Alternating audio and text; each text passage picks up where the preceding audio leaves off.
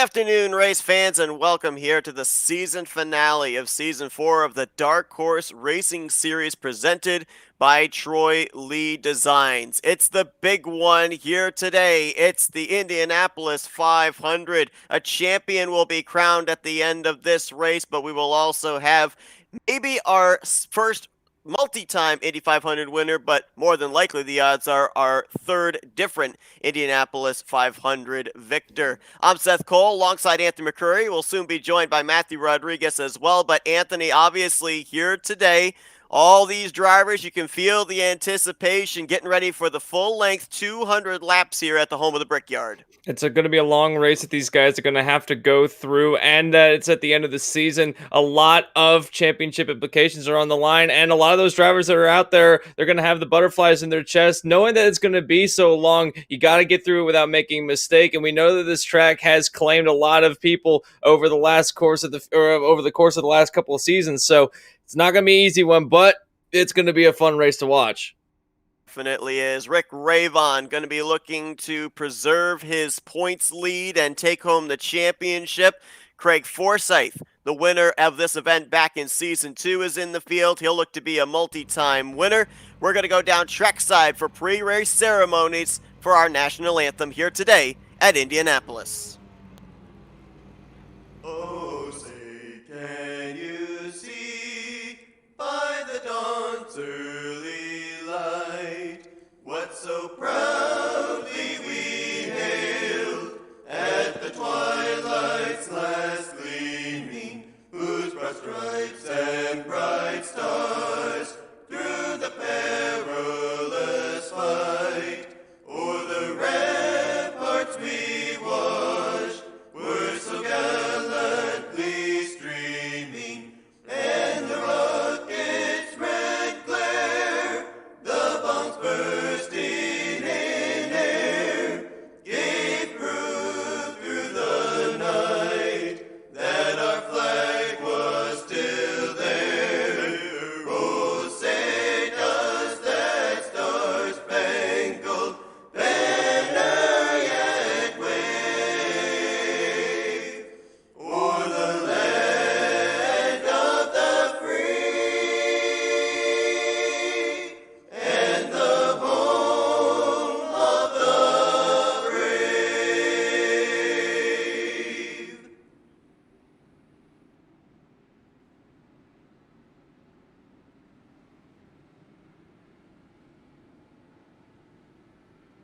Field rolling off on the front straightaway, 32 cars in total. No starting lineup here on your screen based on the fact that these drivers, of course, Wednesday night qualified to see who was going to be starting where for today's starting grid. So it's going to be Nick DeGroot with the fastest lap, who's going to be leading us to the green flag, the runner-up of this Indy 500 back in Season 2. Henry Bennett, the four-time winner, will line up alongside him in the middle of row 1, and Craig Forsyth, the former Indy 500 winner, will be to the outside in third. Row 2 is going to find Charles Teed, David Cook, and Chris Fowler. Row 3 finds 7th place Rick Ravon looking to win the championship, Alexander Van de Sant in 8th, and Jim Brooks the outside in 9th. Row 4 is going to find Dylan Moskowitz on the inside. Julian Altena will be in the middle, and Scott Rankin, our broadcast colleague for the majority of the season, he's going to be on the outside of the 4th row. Maxwell Caldwell will be on the inside of row 5. Jim Herrick will be in the middle in 14th. James Watson, who ran the Indy 500 event last season as well, he'll be 15th place. Bronson Stafford will be on the inside of row 6. Eric Peterson in the middle in 17th. Benjamin Combs on the top side in 18th place. In row 7, it's going to be Gail Brooks, David Leclerc, who's looking for some Indy 500 victory after poor performances in the last 2 Indy 500 events. He's going to be on the middle line, and on the top side will be AJ Musselman. Brandon Passalacqua will be on the inside of row 8, as Jeff Heisong will be in the middle, Joseph Morales on the outside line. Carl Henderson will be on the inside of row 9. Jimmy Dryden in the middle. Mike Tellier in the 27th position. Alex Coates, Jason Hand, Mark Rebelas, and Josh Laston, as well as Ryan Kelly. Those were drivers who did not take time. They will be starting at the rear of the field as a result. You saw the iRacing pace car hit pit road. They will make 3 pace laps here under 3 wide formation, and Matthew Rodriguez driving the pace car here today, doing the driving duties. Let's see if we can get a word with him. Matt Rod's up here in the FRN booth. You got us? Yes, sir. I'm here. All right, so obviously, big event here today. You're down there. You're able to feel the atmosphere up close and personal with these guys. What's the adrenaline rush feel like with those 32 cars behind you? I'm feeling the anxiety. I heard it pre-race, but a lot of these guys were just mentioning up and down how, during the practice sessions, it doesn't feel like that anxiety kicks up, but since we've gotten into the race session, everyone's getting 3 wide. That's the whole thing. It's gotten just so ramped up. Now, obviously, once we get to the start of the race, those cars are going to go flying by, but a long way to go for these guys, and it's been a long season for these guys, and I know that you've been around this series a lot. What do you, some of the word happening in the garage area, what are some of the things that these drivers are setting out to do here today? I've heard a lot of drivers say this is basically Talladega of Indy cars. It's going to be I think, really a battle of attrition, just making sure that, hey, you can stay out of the incidents today, and, hey, you don't have a big wreck, and there is still championship implications that could happen here. Definitely are. Another thing that we're going to be bringing up here is the fact that these drivers have already, a number of them have got Indy 500 victories under their belt. What do you think the experience factor is? Are those the guys to look at? Because there's a lot of drivers here today that we've not seen during the course of the season. We've never actually seen run a race under the Dark Horse banner yet. So I'm certain that these are not what we would consider rookies. They've got some experience in these cars, but maybe not necessarily with this field, with that kind of melting pot. Are we expecting to see drivers have that courtesy early on, or will we be seeing things be aggressive at the initial drop? I can see things being aggressive from the initial drop, just trying to feel out your opponents, feel out the competition. But I think it's probably going to cool down probably around lap 20, lap 40, and everyone kind of gets in this rhythm and kind of settles in. And then about that last, about 30, 25 laps, that's when we're going to see guys really just going for broke here. All right, well, we know that you're going to be on the next lap turning these guys loose. We're looking forward to having you come up here and join us in the booth in just a few moments as well. Have some fun out there in that pace car, and we'll talk to you in a little bit. Absolutely. I'll try not to wreck it. Thank you. I tried not to bring that up. Of course, last season there was some miscommunication in the drivers' meeting, and Matt Rudd, who was doing the pace car duties that time, also ended up brushing up the pace car just a little bit on the right side, but so far he's kept it off of that outside wall. Two interesting facts coming into this Indy 500, Anthony, is the fact that, number one, we've ended up having the championship basically decided when we came here into the home of the Yard of Bricks, but the eventual champion was unable to close out the deal and win the Indy 500 and the championship in the same day. Plus, the driver that has led the most laps in the last two Indy 500s has not gone on to win the race. So it definitely shows that this particular race, being a full-length event, an endurance race by all accounts, really is a race that you cannot seem to look at a dominant car and pick that person out as the favorite to win. This track really doesn't play any favorites whenever you race at it, no matter what discipline you're racing it in, and given the fact that it is a long race. We've seen it hand over fist where drivers that start out well have a problem happen late in a run and it derails everything. I wouldn't be surprised if we see some of that today. That's not to say that if you have a dominant race car or you've put together a good piece that you can go on and take the entire event. The one thing that we have to be aware of is with the older DW12s, the way that they run is that the draft is so intense with these cars. You can get right up to a guy, so it's really impossible to get a run away from anyone behind you if you're the leader.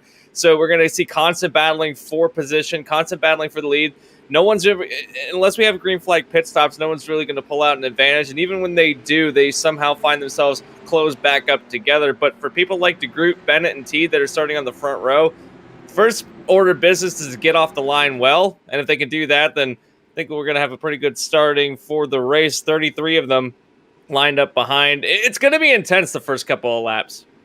How difficult is it going to be for these guys to get themselves all organized, because this is the way they're going to be starting this race, 3 abreast, back for about 10, 11 rows. So obviously there's got to be a lot of give and take, but at the same time, there's going to be some huge closing rates. The last thing you want to do is have a stack up here at the initial start of this race. They do have the faster pair available, but you don't want to use that faster pair less than 5 laps in.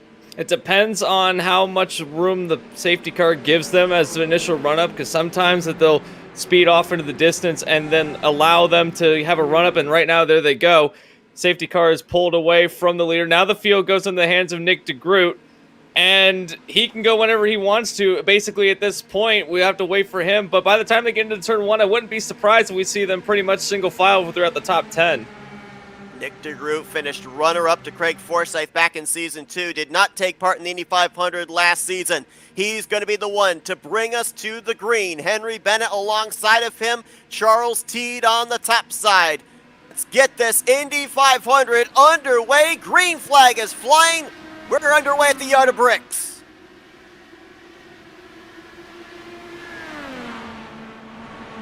It's getting organized, at least for the first couple of rows. Craig Forsyth, David Cook going to mix it up for the 3rd position, and we're going to be seeing this a lot during the course of this race as well, Anthony. These huge runs generated, the slingshot to the outside or the inside, depending on what kind of position you've got in the car in front on these long straightaways. And the case in point right now, already we have a change for the lead. Henry Bennett's gone to the lead of the race after slingshotting around DeGroot. Now DeGroot's going to have a challenge back down the front straightaway. He'll try to make the inside line work. Dives to the inside alongside who leads lap 1? I think it's going to be... I think it was Nick DeGroot at the line that's going to lead lap 1 as he takes the lead into turn 1. And that's, again, to your point, we're going to see that all race long. You can't get away from anybody. Super close there. Henry Bennett, of course, the only driver that's got a chance of toppling Rick Ravon from winning this championship here today. He came into this race a total of 58 points back with 32 cars taking the green flag here today. It is mathematically possible for Henry Bennett to be able to get that championship trophy, but he's going to need a lot to go his way. He's going to need Rick Ravon to run into some trouble. Right now, Ravon in the 8th position in a bit of a hornet's nest here. Throw a blanket over these 7 cars. That's from 4th place back to around 9th. Kind of hanging back behind all of these guys in front of him, just trying to bide his time. No need to rush right now. You've effectively got the championship wrapped up if you can finish in the top 10 or even finish somewhere in the top 20. And right now he's running really well. He's out to the back of him as the battle for the lead continues. But in this hornet's nest right now, you've got drivers like Craig Forsyth, you've got David Cook, Chris Flower. They're all battling side by side, and this is not really the place you want to be if you're trying to preserve a race car. As he goes to the inside of Flower, this could be deadly if something were to break loose, but so far, so good for the drivers. Craig Forsyth started this race from the 4th position, the only former Indy 500 victor in the field, and when he won this event back in Season 2, he started it from the 4th position. So we'll see if there's going to be a little deja vu, a name that is notably missing from the starting lineup. We saw him in qualifying Wednesday night, and that is the defending Indy 500 winner, Matt Wagner, who of course also had the momentum with his victory last week to come into this race. So, tough break there not to see the number 11 trying to get back-to-back Indy 500 victories, but certainly kind of opens the door for a couple of other guys to maybe stick their foot in as an Indy 500 victor. I don't know if you saw it a moment ago, but Rick Ravon went 3 wide to take the 3rd place position, and now he's going to lose it again to Craig Forsyth. But that's the kind of moves that you're going to have to make if you want to solidify your championship and get to the front of the field, because right now the top 2 have broken free away from the rest of the pack. And something that changes throughout the race is the dynamics of it changes. Right now we're seeing pretty well single file, but a lot of battling happening at full tilt. But as the race progresses, to your point, we're going to see a lot of drivers that you might not expect to be at the front of the field come up through and have a challenge for the lead. It all depends on how, if we get green flag caution or get green flag pit stops, rather, how that will play out. But still battling again. We got a good battle going on back behind this group. That would be, I think, Jim Brooks leading that group. That's the battle for 10th place. That's under fire at the moment. Jim Henrik right behind him, or Herrick right behind him. So these drivers, the top 10 is bookended by group, but he's so far back from the rest of the guys, it's going to be a little bit before they can catch him. So we've got Scott Rankin, our broadcast colleague in this pack. Bronson Stafford just at the tail end of it. So that is 11th back to, actually 10th, I should say, back to the 13th position. A number of drivers have kind of fallen back into their own little groups, just maybe kind of riding for the early going, making sure that they keep their equipment in check, because you certainly don't want to have a torn up race car at least before the halfway point. You got the faster pair available, but we've even seen in the past Indy 500s where some of the most violent wrecks take place in the final 50 laps of the race. So you might even want to try and preserve the race car and keep that faster pair until that point in time. We've had a total, I believe, of 18 cautions in the last two Indy 500 races. And that's a lot of yellow time spent under yellow, but these drivers right now, again in ride mode, like Seth mentioned, someone that I'm trying to look for on my telemetry but haven't really been able to find him is Robert Milecka. I don't think he's got to be in the field somewhere, surely. You were told Wednesday night he wasn't going to be able to make the event, so that's a couple of big names there in Wagner and Milecka that are not here to try and pick up an Indy 500 victory. And Milecka's got, I believe, the record for the amount of poles this season. As I'm looking here, he's got a total of 6 poles this season. So that's a big name to not have in the field, and another big name that won't put the running in for the race win. Now, someone else that's had quite a few good runs is Henry Bennett. Again, like we mentioned, he's in the battle for the championship. He mathematically is possible, but still very, very close to get to it. He's had a fair share of wins, including a win. I believe his last win was actually back at the Canadian Tire Motorsports Park. So it's been a while since he's had a win, but running well right now, he might be able to take the biggest race of the season.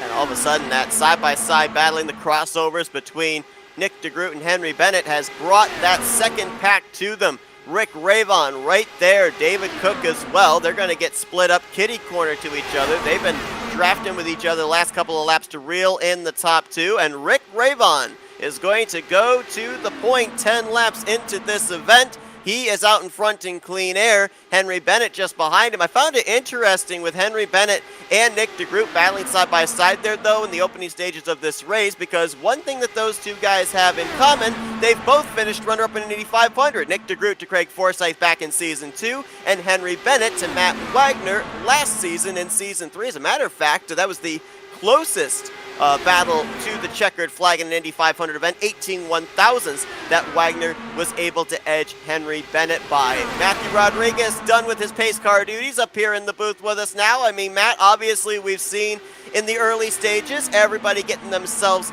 single filed out. A lot of give and take in the early stages. We've avoided the caution and stack ups on that restart. So now, if your guys up here in this lead pack and that second pack, that third pack, you're settling in for a long endurance race. What type of strategy is cooking now?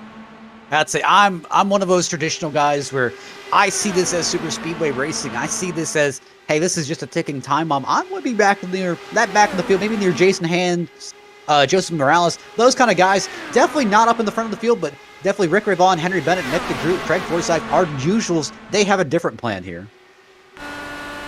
Imagine that right now a lot of these guys are trying to plan into a bit of a long run because David Cook's taking the lead and they've single filed out. Now, something that's interesting is that this top 9 all the way back to Maskowitz, they've broken free of the top 10, which now holds 10th place under contest between Rankin and Herrick, but they have a lot of time to get back to the front. It's not a critical situation right now for these guys, but they might want to start thinking about grouping up and trying to do what the top 9 are doing, running single file, try to catch back up because they're losing ground at the minute as the two in front continue to battle between Herrick and Rankin. But both of these drivers, both Herrick and Rankin, have got some pretty decent stats in an IndyCar discipline, and right now showing it pretty well by battling for the 10th place position.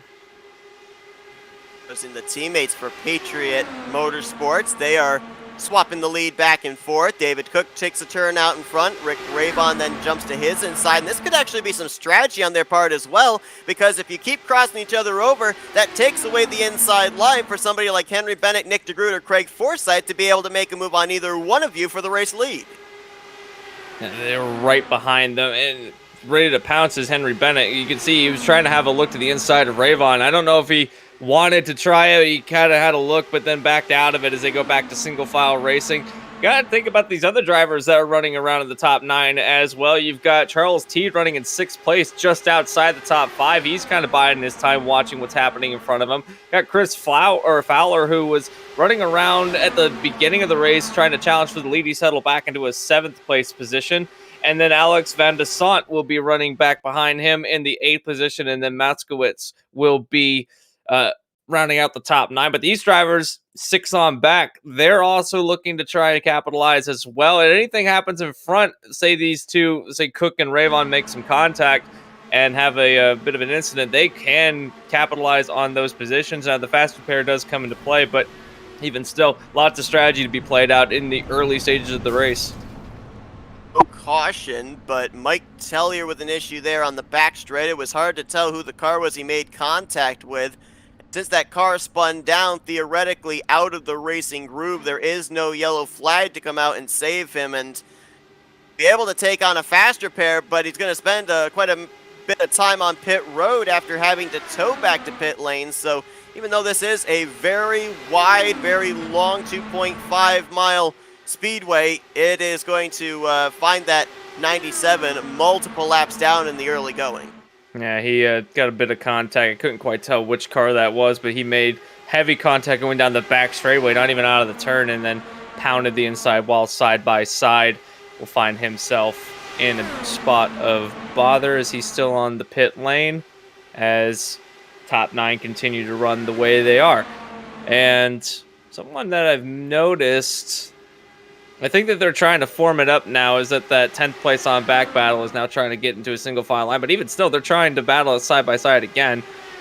But Seth, I want to pose the question to you. Once you get into a long run like this, it's kind of easy to just muscle memory around this track and not think about it. And sometimes these drivers will lose a bit of focus when they get into just the long, monotonous run. Although some of the times that's not the case. You're very alert of what's happening. But for these long runs, how do you keep your mind in the sense of, okay, I got to get to the front, but I have plenty of time to do it? Do you spend most of the time strategizing, or what as a driver do you normally do?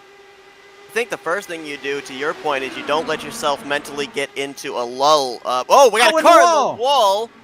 It's David Leclerc in the 67. Everyone scatters to avoid him, so we don't have disaster, fortunately. Oh, that car way off the pace, a lot of damage on the right side, and he is going to get down to the apron. So the caution will not come out, but second driver with an issue. Back to your point, though, Anthony, I mean, you've got to keep yourself mentally focused because this car is not going to handle 20-25 laps into this run as it did the initial drop of the green flag. Was talking with our broadcast colleague Scott Rankin, and he was saying at the end of his run when he was practicing earlier on today, the car gets really, really light with the lower fuel load. And Matt, I think you actually got some information as well during the driver meeting of what these Firestones are going to be like for these guys as well.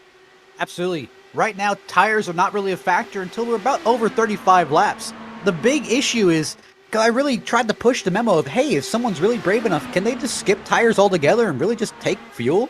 But the issue is it really just kind of has an arrow push that pushes you up the hill. And if you're trying to chase someone down in draft, that back end will start to step out.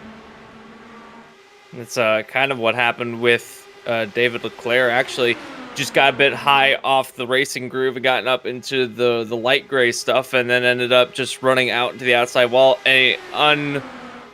It looks like an unassisted incident for Leclerc, and I think he's actually taking it behind the wall now.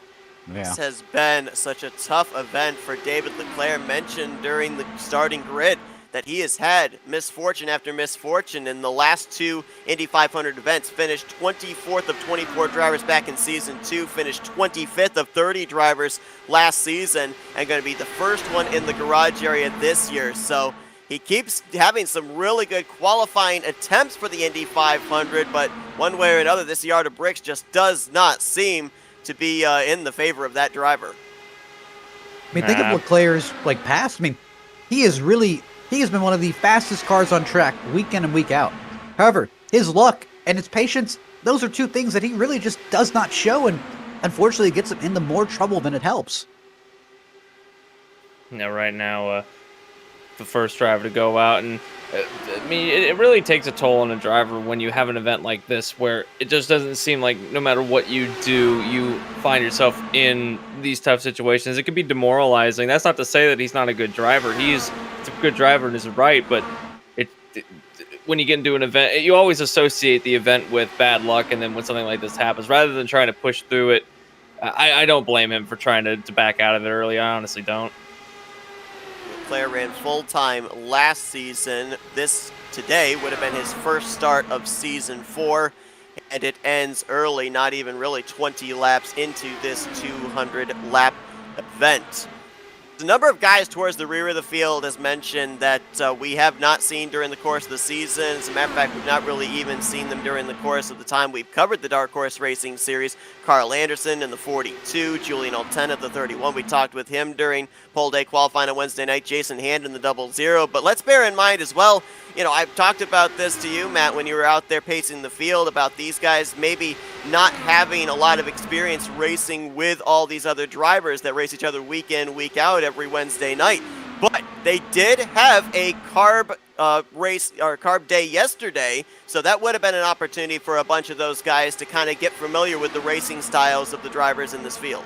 Absolutely, and what I heard from that is it was kind of a mixed bag where some of these drivers, they just weren't used to racing with each other, where I remember Charles Teed ended up in the fence on the front straightaway at the end of one of his carb races. So you got to wonder how many of these drivers know each other from different leagues, how many of these drivers know each other and how their racing styles are. I mean, think of Scott Rankin. Scott Rankin's been in the booth all season. This is his first race with these guys.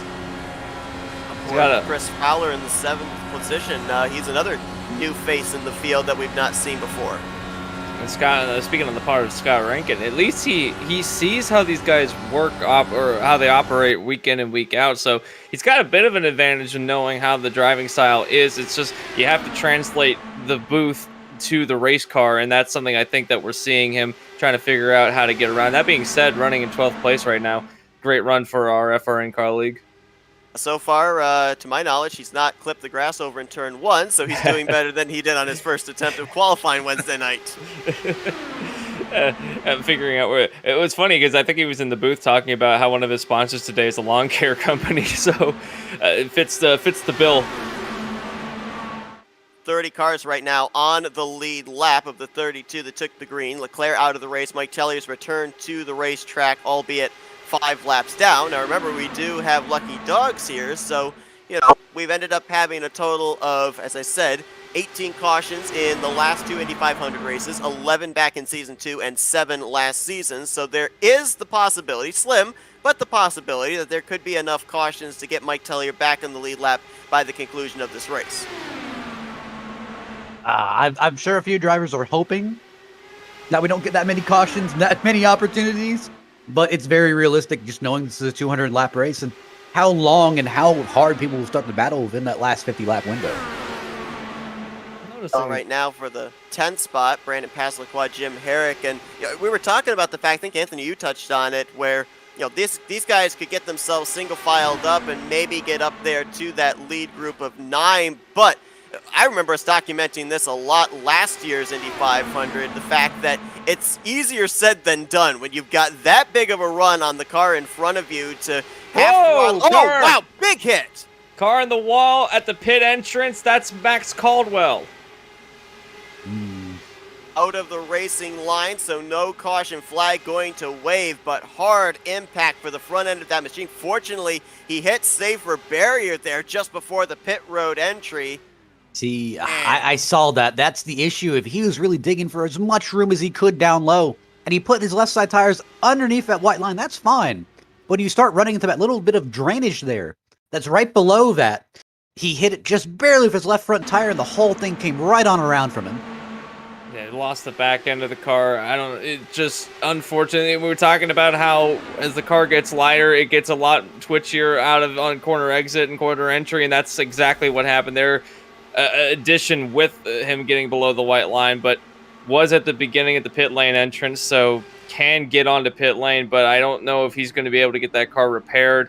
And he's gotten the fast repair done. I don't know if he's going to be able to stay at least 2 laps down, or at least a 1 lap down. But on the racetrack now. Unfortunate for Caldwell, but in a good position right now in case something else happens. He might be able to get his lap back.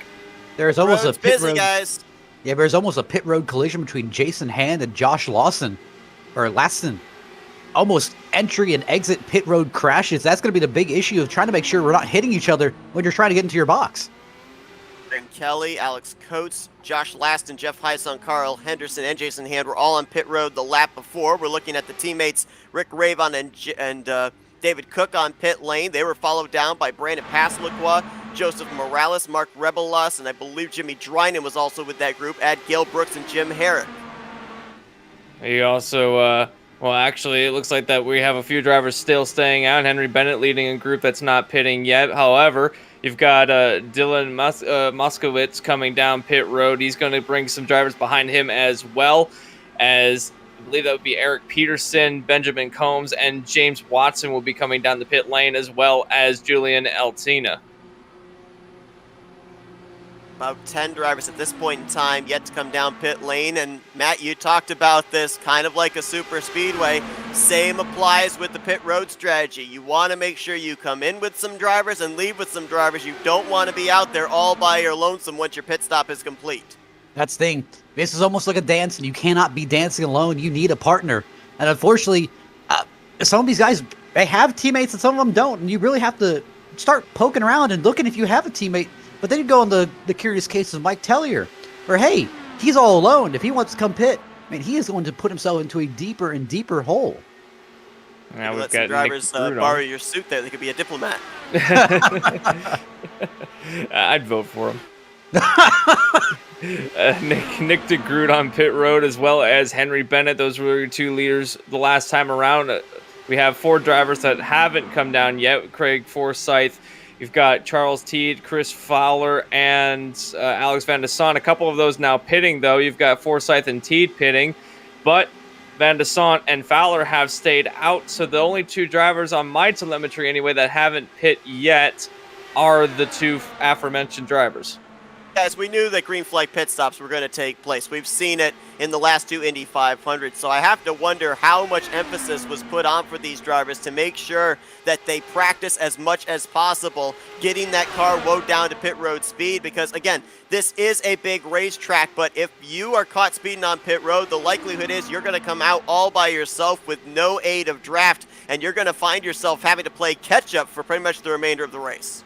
I mean, you also got to use your head a little bit where, I mean, listen, Indy pit road is not the easiest pit road, and if you're a rookie to this and you're not that familiar with the track, or even a brain fade sets in, there's a bump at the entrance of pit road that will throw some of these new guys for a loop, and it will just turn your car right on around. You'll go nose into the inside wall.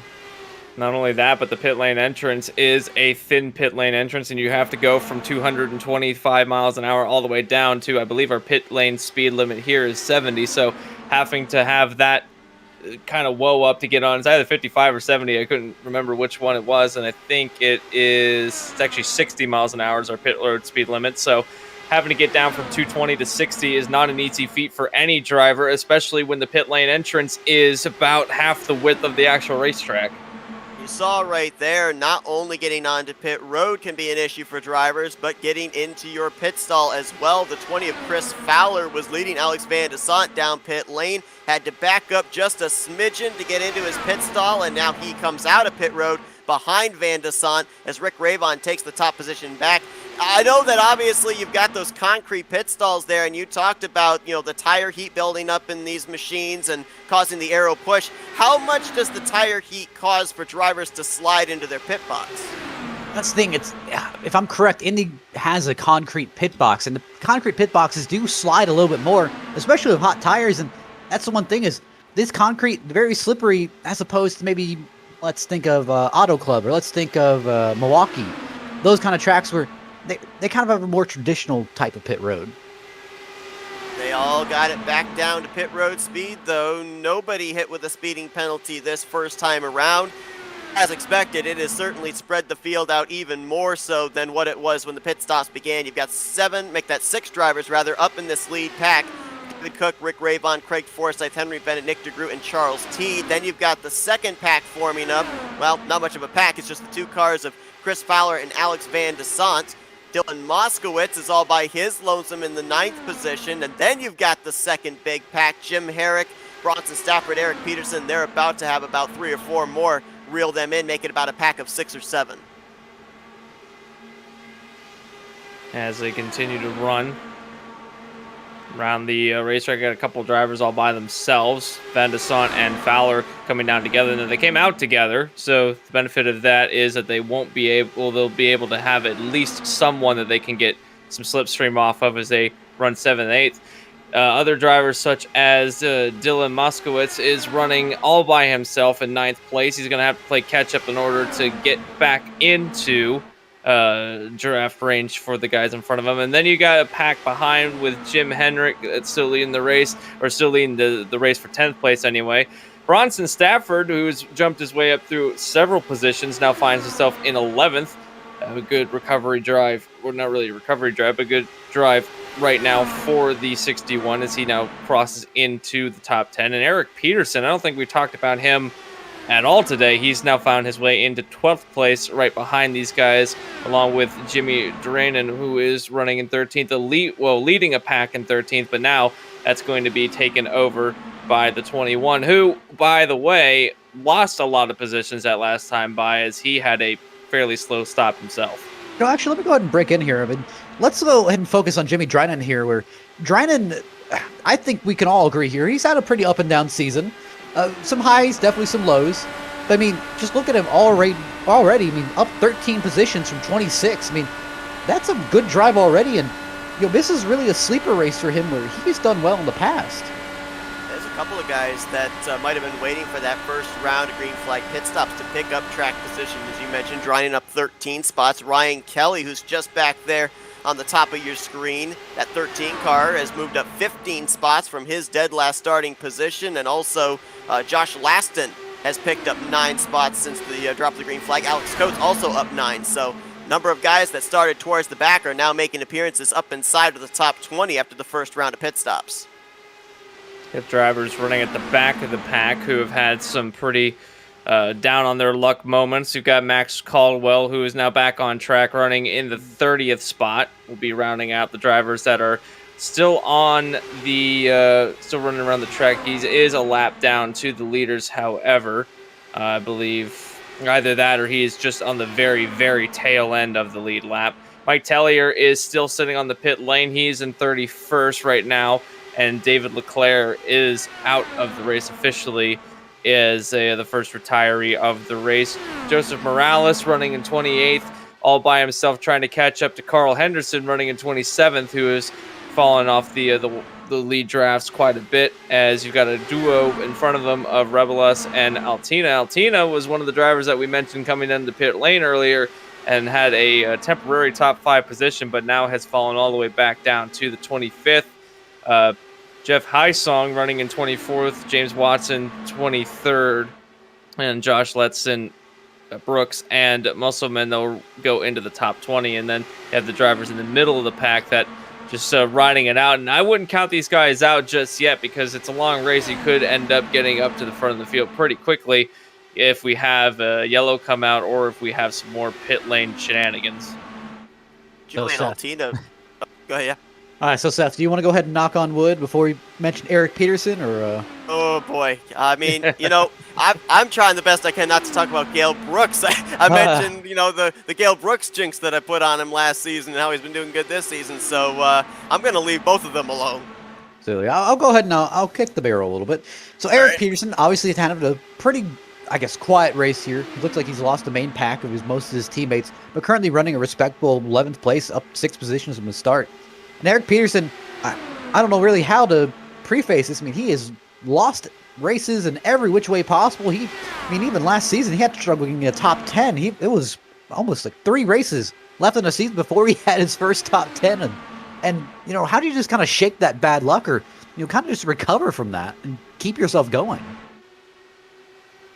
I think that more so would be the fact of just approaching this race with the fact you've got, the mindset you got nothing to lose. I know that I've mentioned this, I think, even last week at Texas, watching basically a 2-driver battle for the championship. There are guys all the way peppered through the top 10 that want to finish out the season as best they can, the highest they can, in the point standings. But if you're a guy like Eric Peterson, I look at other drivers that are there in the point standings, like a Gale Brooks, like a Jeff Highsong. These are guys that have had consistent seasons, but they haven't found victory lane. And I look back at the last two Indy 500 events where we've ended up having the race winners kind of come from out of nowhere in the closing stages of both those races.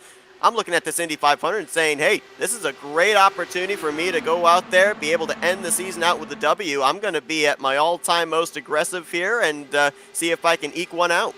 Speaking of people that want to go out on a W, I was looking through the stats, and every driver who's won a race this season is a multi-time winner except for one driver, and that would be the guy in the 5th place, Nick DeGroot. He won his race back a long time ago, back in July, in fact, at Kentucky, and it's been pretty dry in the win column for this driver throughout the rest of the season. So he's looking to go and get a win here today, and he could potentially cap off the season as a multi-time winner as well, which would mean every driver this season would be a multi-time winner.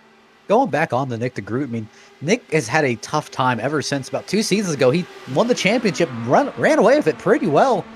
Then season 3, I mean, he really fell off. I mean, there was just race after race after race where he'd continuously have issues. Wasn't even a championship factor. This season, he kind of got himself back into that same form that he did in season 2, but just has not been there. Rick Raybon, like, closing of the season, Raybon just found an entirely different gear. He went to victory lane 2 of the last 3 weeks, opened up his points lead. I mean, it was looking like down the home stretch about 3 weeks ago, it was going to be Rick Raybon versus Henry Bennett versus Nick DeGroot versus Matt Wagner for the championship, and now Henry Bennett's the only one that's got a shot, and he's a bit of a long shot driver, so Rick Raybon turning up the heat very quickly kind of ended the championship hopes of a couple of guys there. I mean, just think of Henry Bennett here. I mean, remember back to Watkins Glen, he was dominating that race. Internet issues dropped him out of the race. That was a race where he was honestly walking away with. And think back to Long Beach as well. That was a place where he easily could have walked away with more issues. Yeah, Rick Raybon, ever since Pocono, has really capped off the season well. I mean, that was his first win of the season, and then he went on to win 4 more races afterward, both at Milwaukee, Phoenix, Iowa, and Long Beach. Ironically, the only race that most of the races that he's won this season have been on the ovals. Only 1 road race so far this season. So great stats at the road or at the oval circuits, and right now in a pretty good position in 2nd place, just kind of riding it out with David Cook in 1st place. So Henry Bennett's also right behind. We were talking about how he wants to cap off the season well. Was in a championship battle. It's looking more and more unlikely that he will be able to get this championship. I'm not going to say he's outright lost it yet. He hasn't lost it so far, but getting a bit more distant to try and get it. But even still, he wants to cap off with a win. Everyone wants to cap off with a win, but I think it would be more special for Henry Bennett given how his season could have gone and how it did go. Well, let's also document about Rick Raybon, though. This season has not been a walk in the park for him. If you go back the weekend of Worldwide Technology Raceway, he wasn't even in the field because contact in the back. I'm sorry, Seth. Looks like Jimmy Dryden almost got sent into the wall. Been around the 20th position. There's Watson in the mix of this area. AJ Musselman just up ahead. So nice job there by Dryden. Keep it together. But going back to the point about Rick Raybon, wasn't even in the field at Worldwide Technology Raceway. Why? Because he had been hit with the COVID-19 epidemic. He was not feeling his best. He showed up about 40% better the following week, Canadian Tire Motorsports Park. Finished 2nd place in that race to Henry Bennett. The following week, back to victory lane he went at the Milwaukee Mile. So it has not been smooth sailing for Rick Raybon. He's had to mount a bit of a comeback as well. As a matter of fact, if I recall correctly, Rick Raybon twice this season was leading the points and lost the points lead the following week after taking it. So it's been a scratch and claw season for the driver of the 2 car as well. It's been a walk in the park, and you can really kick your legs up and really relax. No, not at all, especially given the fact that he didn't win a race in the entirety of the first half of the season. A lot of those races were spread out between the likes of Bennett, Wagner, DeGroot, and Maletzka. But right now, if you looked at the stat sheet right now, it's almost a 180 turn, and There's something that ignited underneath him when he was able to win at Pocono and then was able to go on. And yeah, it hasn't been easy, but you got to admit that what he has been able to accomplish is incredible in its own right, going from lead of the championship to having to claw his way back up, as Seth mentioned. But other drivers in this field that were running well in the point standings that are just kind of falling off the wagon is the aforementioned Matt Wagner running in 4th in the championship, and then Maletska. It seemed like there was a paradigm shift about halfway through the season, and he's going to cap his season out 5th place, not even in the field tonight or today.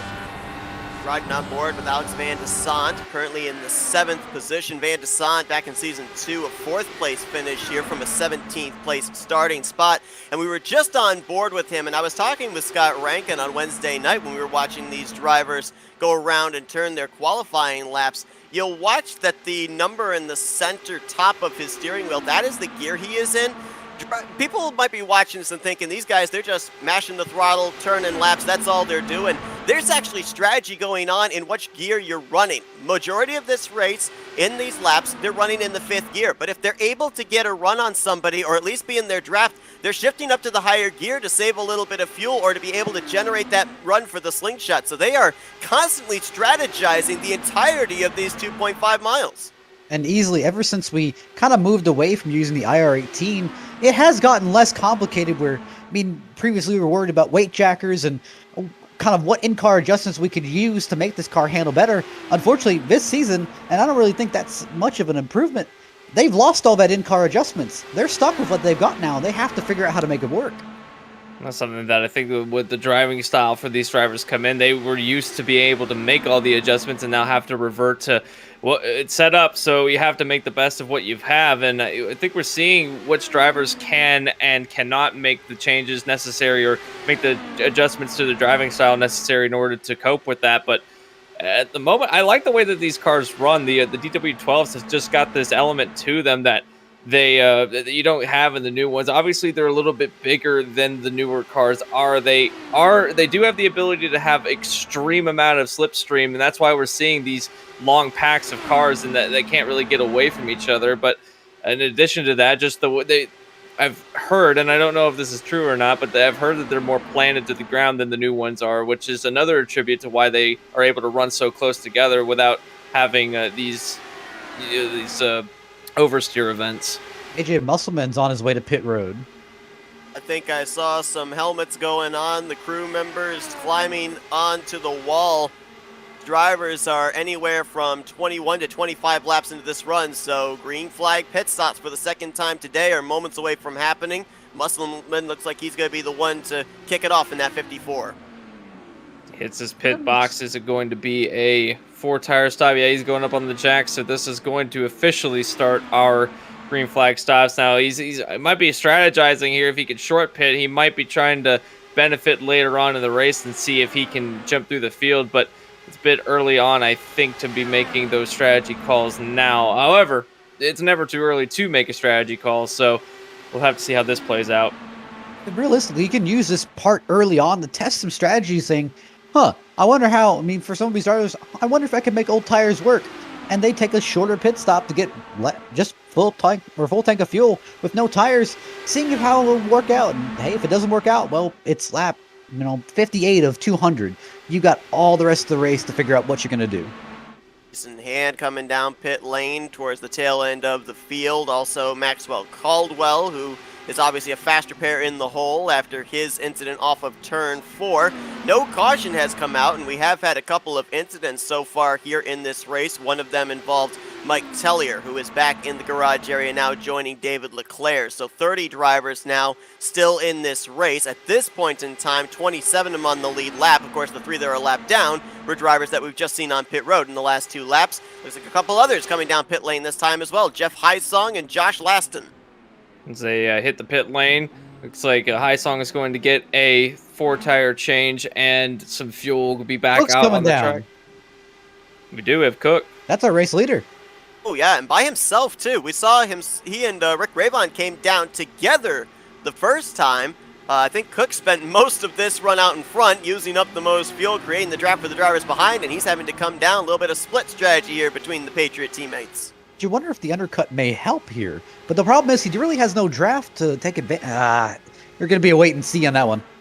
He might be betting on coming out with the rest of the group, so he might be trying to merge back in with the lead lap cars as a lap down. And if he can run around the track like that, then he'll be able to keep speed up and be able to take the lead back if the rest of when the rest of the cars come down pit road. That's a gutsy call, but it might pay off.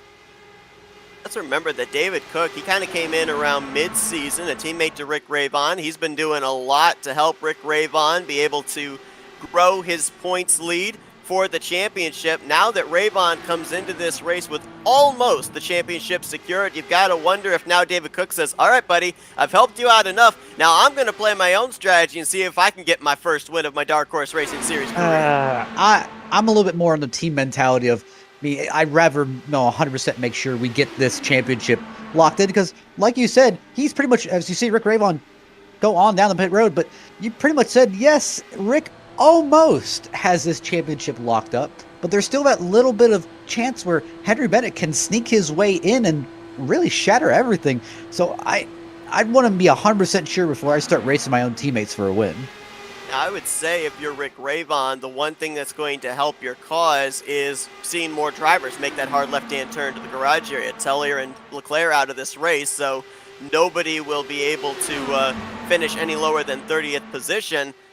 With more drivers going to the garage area as this race progresses, if we continue to see that happen, that trend is going to aid the 2-car and actually hurt Henry Bennett because that's more positions that he would, or more points that he would not be able to gain on Ravon. Speaking of the part of Ravon, we were wondering what the strategy for David Cook was going to do for him. He's going to come out around the same position that Rick Ravon's coming back onto the circuit, so Cook really didn't lose that much time to any of the leaders out front. He's going to lose the lead of the race to Ravon when they cycle around if everything holds the way it does, but now he's got a friend with him. I think that this undercut might have worked for both of these drivers. We'll have to wait and see, is that no one else from that lead group has come down pit lane just yet, but they have indicated that they might be trying to formulate a strategy to get onto the pit lane together, but it's like you have to coordinate between 5 different drivers or even 6 different drivers, and none of them are on the same team. Forsyth out in front. Part in the last 2 Indy 500s, of course, one back in Season 2 where he only led 7 laps. He led 16 laps in last year's Indy 500 en route to a 17th place finish where he finished 6 laps down. I believe it was the last car out of the race at that point in time. Out in front here in clean air for the time being, Henry Bennett, Nick DeGroot behind him, Alex Van Desant, Chris Fowler, Charles Teed. Those are the drivers in this lead pack right now. The question is, do all 6 of these drivers come to pit road together because they've been able to stretch it at least a little bit further than most of the other drivers that were up in this lead pack? And that might play out later in the race when they're trying to scrounge around for fuel. They might be the beneficiaries of being able to stay out. Now, that being said, you got drivers behind them like the drivers that have just pitted that might be able to jump through them as they're running about the same lap times as the lead pack. In fact, they're running a bit faster in some places of the track than the other ones, as Henry Bennett takes the lead as he slingshots around Craig Forsyth as he will become the interim leader. Charles Teed still at the tail end of the 6-car pack, and still no one in this 6-car group has decided to come down to the pit lane. I'm going to go back to your super speedway analogy, Matt. Let's take Talladega, for example, with stock cars. We even see no wall there separating the pit road from the infield grass.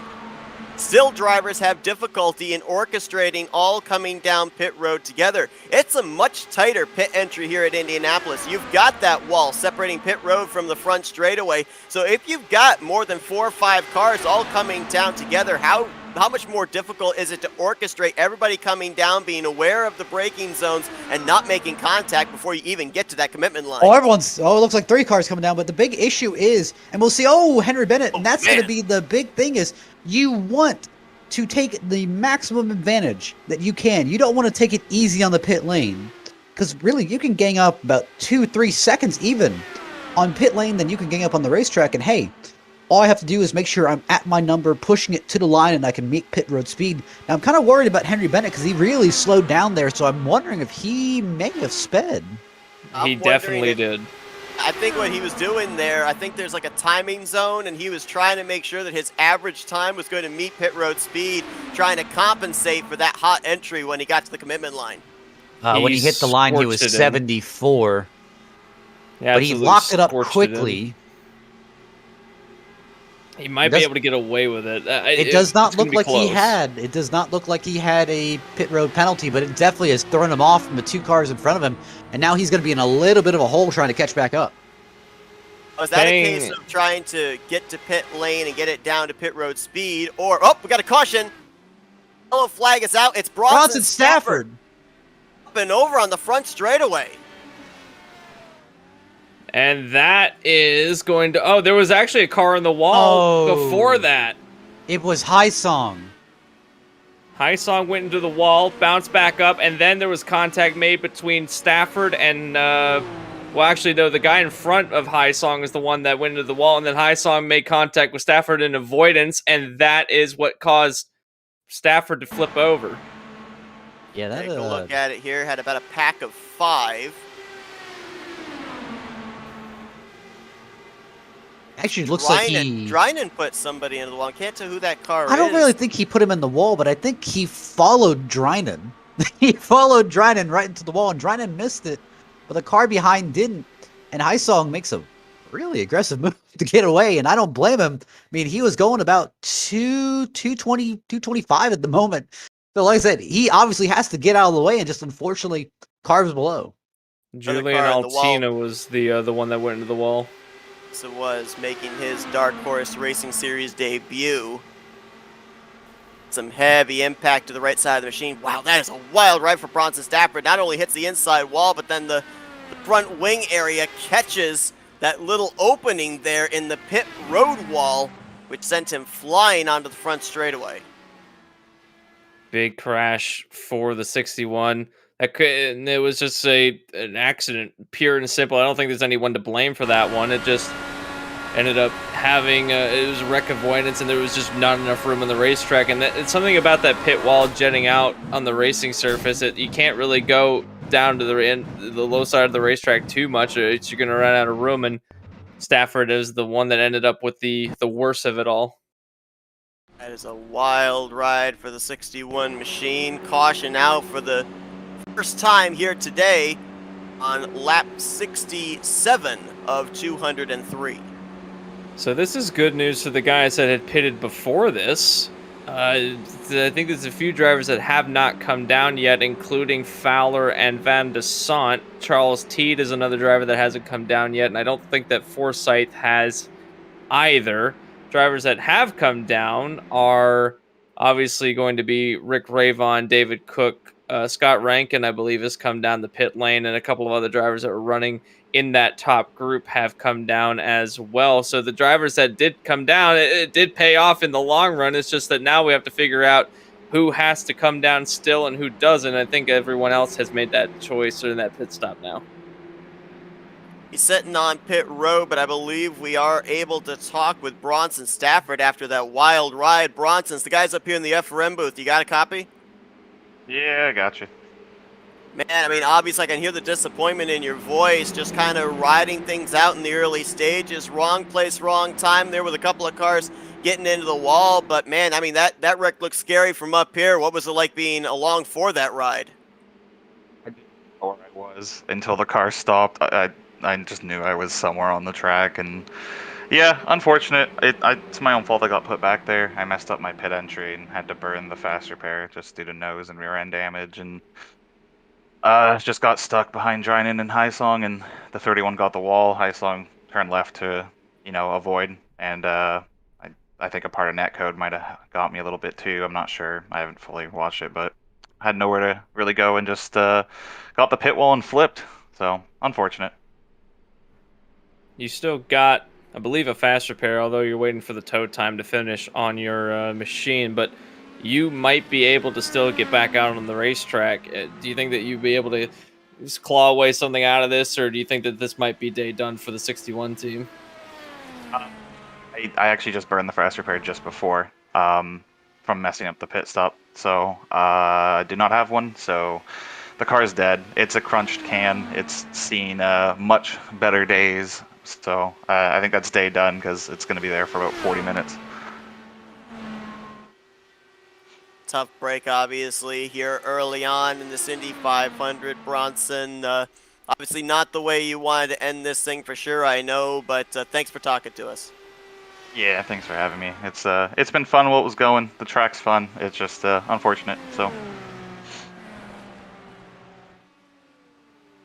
trying to figure out what's going on here. Obviously, with that caution coming out during the green flag pit stop cycle, a couple Looks of like a cars that labor appear to be race. going around. Yeah, Fowler in the 20, Van de Sant in the 317. I think Nick DeGroot's also gone around. Yeah, it seems like we've extended the caution a little bit, just trying to figure out the running order since this, like you said, Seth, it did not come out at a very opportune time. And right now, everyone's kind of scattered with standings and trying to make sure everyone's where they're supposed to be.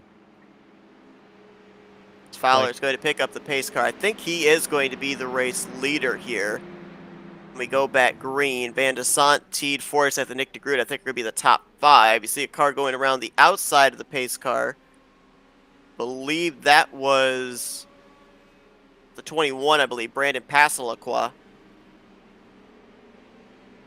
I think 29 cars are going to be on the lead lap when we go back green here. As you point out, Matt, just trying to get the scoring correct here, get everybody lined up where they're supposed to be. But dodged a couple of bullets early on, didn't see a caution flag come out. Just kind of got the feeling that the Cats used up all 9 lives. We were going to see a yellow flag at some point here. So now, how does this set the tone for the rest of the race? Because everybody's all wadded back up again when the field was super spread out after, we'll call it 1 3/4 rounds of pit stops. Yeah, and right now, everyone's kind of got that good feel. I mean, it's lap 72. Everyone's got that good feel of how their car's handling, how it works in draft. And everyone's got their idea of, all right, well, now when I'm all crunched back together, is it go time? Do I need to really start, hauling? Do I need to start chopping people to really get up in front of the fact? And that's the big issue is we're going to see a lot more aggressive moves, or at least I'm imagining right now, trying to set themselves up in the right draft group. And that's going to cause some issues, I'm betting, down the line. It's also changed the entire running order completely after the caution came out during the green flag stops. We have a lot of drivers that were in the lead of the race now find themselves outside the top 10. The new top 5 is going to be Fowler, Van de Sant, Teed, Forsyth, and DeGroot. I don't think that they've come down pit road already, so I don't think that they will have to have that running order shuffled up anymore. That being said, the guys that pitted before then also came down the pit lane, such as our 2 former leaders, Ravon and Cook. So that being said, everyone now seems to be on the same pit strategy. What does this play out for later in the race now that everyone has tried the undercut, saw that it could work after Ravon and Cook did not go a lap down and in fact ended up in the same place?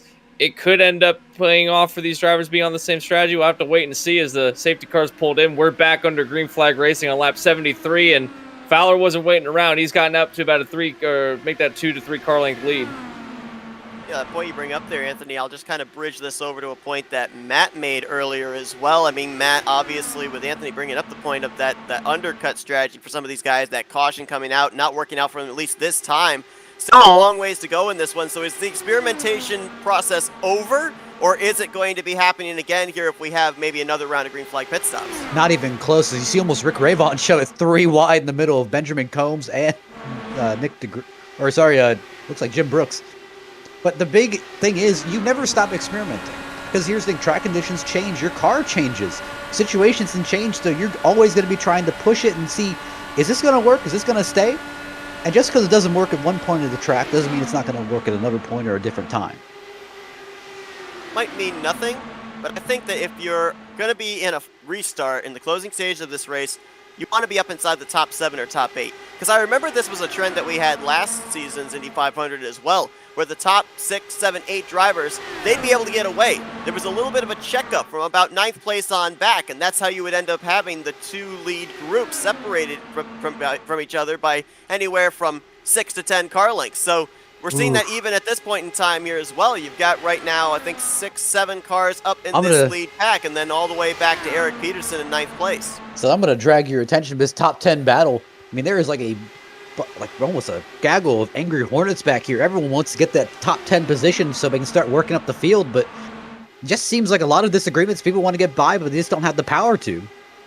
Now, one thing that they do have this time around is a benefit that they didn't have the last time by was Eric Peterson is a bridge between the top 8 and the rest of the field. So they're able to get some of the slipstream off of Peterson, and Peterson in turn is able to get some of the slipstream off of Herrick. So I don't know if they'll die down to the back of the pack as much as they did the last time around, but if they continue to battle like this, they are going to lose a lot of time. We saw that the gap had opened up before the first round of green flag stops. The gap had opened up to almost 6 to 7 seconds by the time they came down. That was in a 33 lap span, so you can imagine what it would be like this time around. But again, Peterson in the middle there, I don't know if he's going to be much help, as I think he's lost now the contact with Herrick. I tell you, the one guy who really loved that caution had to be Henry Bennett. After those pit road issues, I mean, this is a great reset button where he didn't lose anything and he still kept to keep his track position and get right back in the thick of the battle. And at this point in time, running ahead of Rick Ravon, not by much. Right now, Bennett in 6th, Ravon battling with his teammate David Cook for 10th place, but this point in time does have the track position on the 2 machine. Another driver that obviously would have loved the timing of that caution was Alex Van de Sant. He and Chris Fowler, along with Teed and Forsythe, they were the 4 that were still out there on the racetrack. And so when the caution came out, they were the top 4. When everything cycled around with everybody coming down pit road and topping off the fuel tank behind them, they came out as the top 4. And Van de Sant led 50 laps here back in Season 2. That has him 4th on the all-time laps led list here for the Indy 500 behind Polo Hernandez, Henry Bennett, and Nick DeGroot, who's got the most with 94. That was also back in Season 2. But Van de Sant, we saw him, Matt, back in Season 2. He was a force to be reckoned with. He was one of those guys that was giving Nick DeGroot a run for his money for that championship. Well, same thing. Van de Sant, I think, both gave DeGroot and Maletzka, if I remember, a good run for their money. But nice to see Alexander Van de Sant back. A sight for sore eyes. Definitely nice to have him back racing. And I do hope he returns to Season 5, but I think maybe his schedule might prevent him from racing. Put on a great show here tonight. I've seen him racing in various other IndyCar leagues, and he's always proven that he is a great driver, and hopefully we do get to see him back, because one of the better drivers out in the field as he goes back to the lead of the race over Chris Fowler. Charles Teed was running in 6th place before the yellow flag came out and shook up the field. He's now running in 3rd place, so you've got to admit that, or you've got to imagine that he is one of the drivers that is very thankful that he saw the yellow flag come out through that last time around, because he hasn't had the fastest car out of this lead group that I've seen. He's kind of been hanging out in the mid-pack to about the tail end of these groups. However, now running in 3rd place, he is showing some speed late in the run. It might be his car's finally coming in with the track conditions. I'm going to give a shout out to Dylan Moskowitz there in the 7th position, that 4 car, making his first Indianapolis 500 start. Talked to him on Wednesday night, and he said, I wasn't really even thinking about qualifying for this event, but then I thought, why not? He says, I'm not exactly all that comfortable when it comes to racing at Indianapolis, but I'll tell you what, I think he's pretty comfortable slotted in that 7th position, just behind a guy who knows how to get around this track in Henry Bennett. Great run early on for that 4 machine out of Twisted Trojan Motorsports. Give another shout out to our FRN colleague Scott Rankin, running around in the 15th position, right behind Jim Brooks and a group of cars that are trying to catch up to the lead group. He's at the tail end of that one, as the battle for the 9th place has now ramped up, as Peterson's been caught by David Cook. Now, David Cook is going to be one of those drivers that wants to get back up into that lead group, because both he and Rick Ravon were at the, I believe they were 1 and 2 before the cycle of green flag stops happened, and now they have to find their way back in, as the undercut strategy did not pay off that last time by with Correct. the... In turn 2, sorry to cut you off, Jimmy Drynan has pounded the outside safer barrier. Caution flies now. 93 is upside down. Oh, big crash. 2 cars involved. Tenna in the 31 is the car upside down on the right side of your screen. Mark Rebelos, the 93, smoking, badly damaged, and actually crabbing on the apron of 3 and 4. What in the world went on here? I'm looking at that wreck between the 31 and the 93, and Oh, Altina never turned. I don't know if it was that his steering was broken.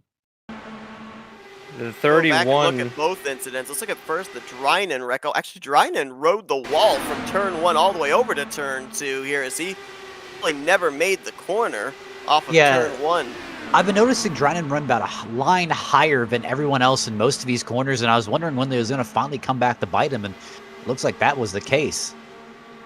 It's the safer barrier all the way from the center of 1 and 2 over to the exit of turn 2, and now we'll look at what happened up there into turn 3. Hard hits for Rebelas and Altena. I think Altena had a tire go down or something. The car just did not turn to the left into turn 3, and that is heavy impact. So I'm looking at a hardware Altena. failure? Would that do Yeah, I'm it? looking at Altena, and Altena's saying it's a part of his VR headset was having issues. Because I'm looking at Altena's steering wheel here, and I don't ever see it turn to the left.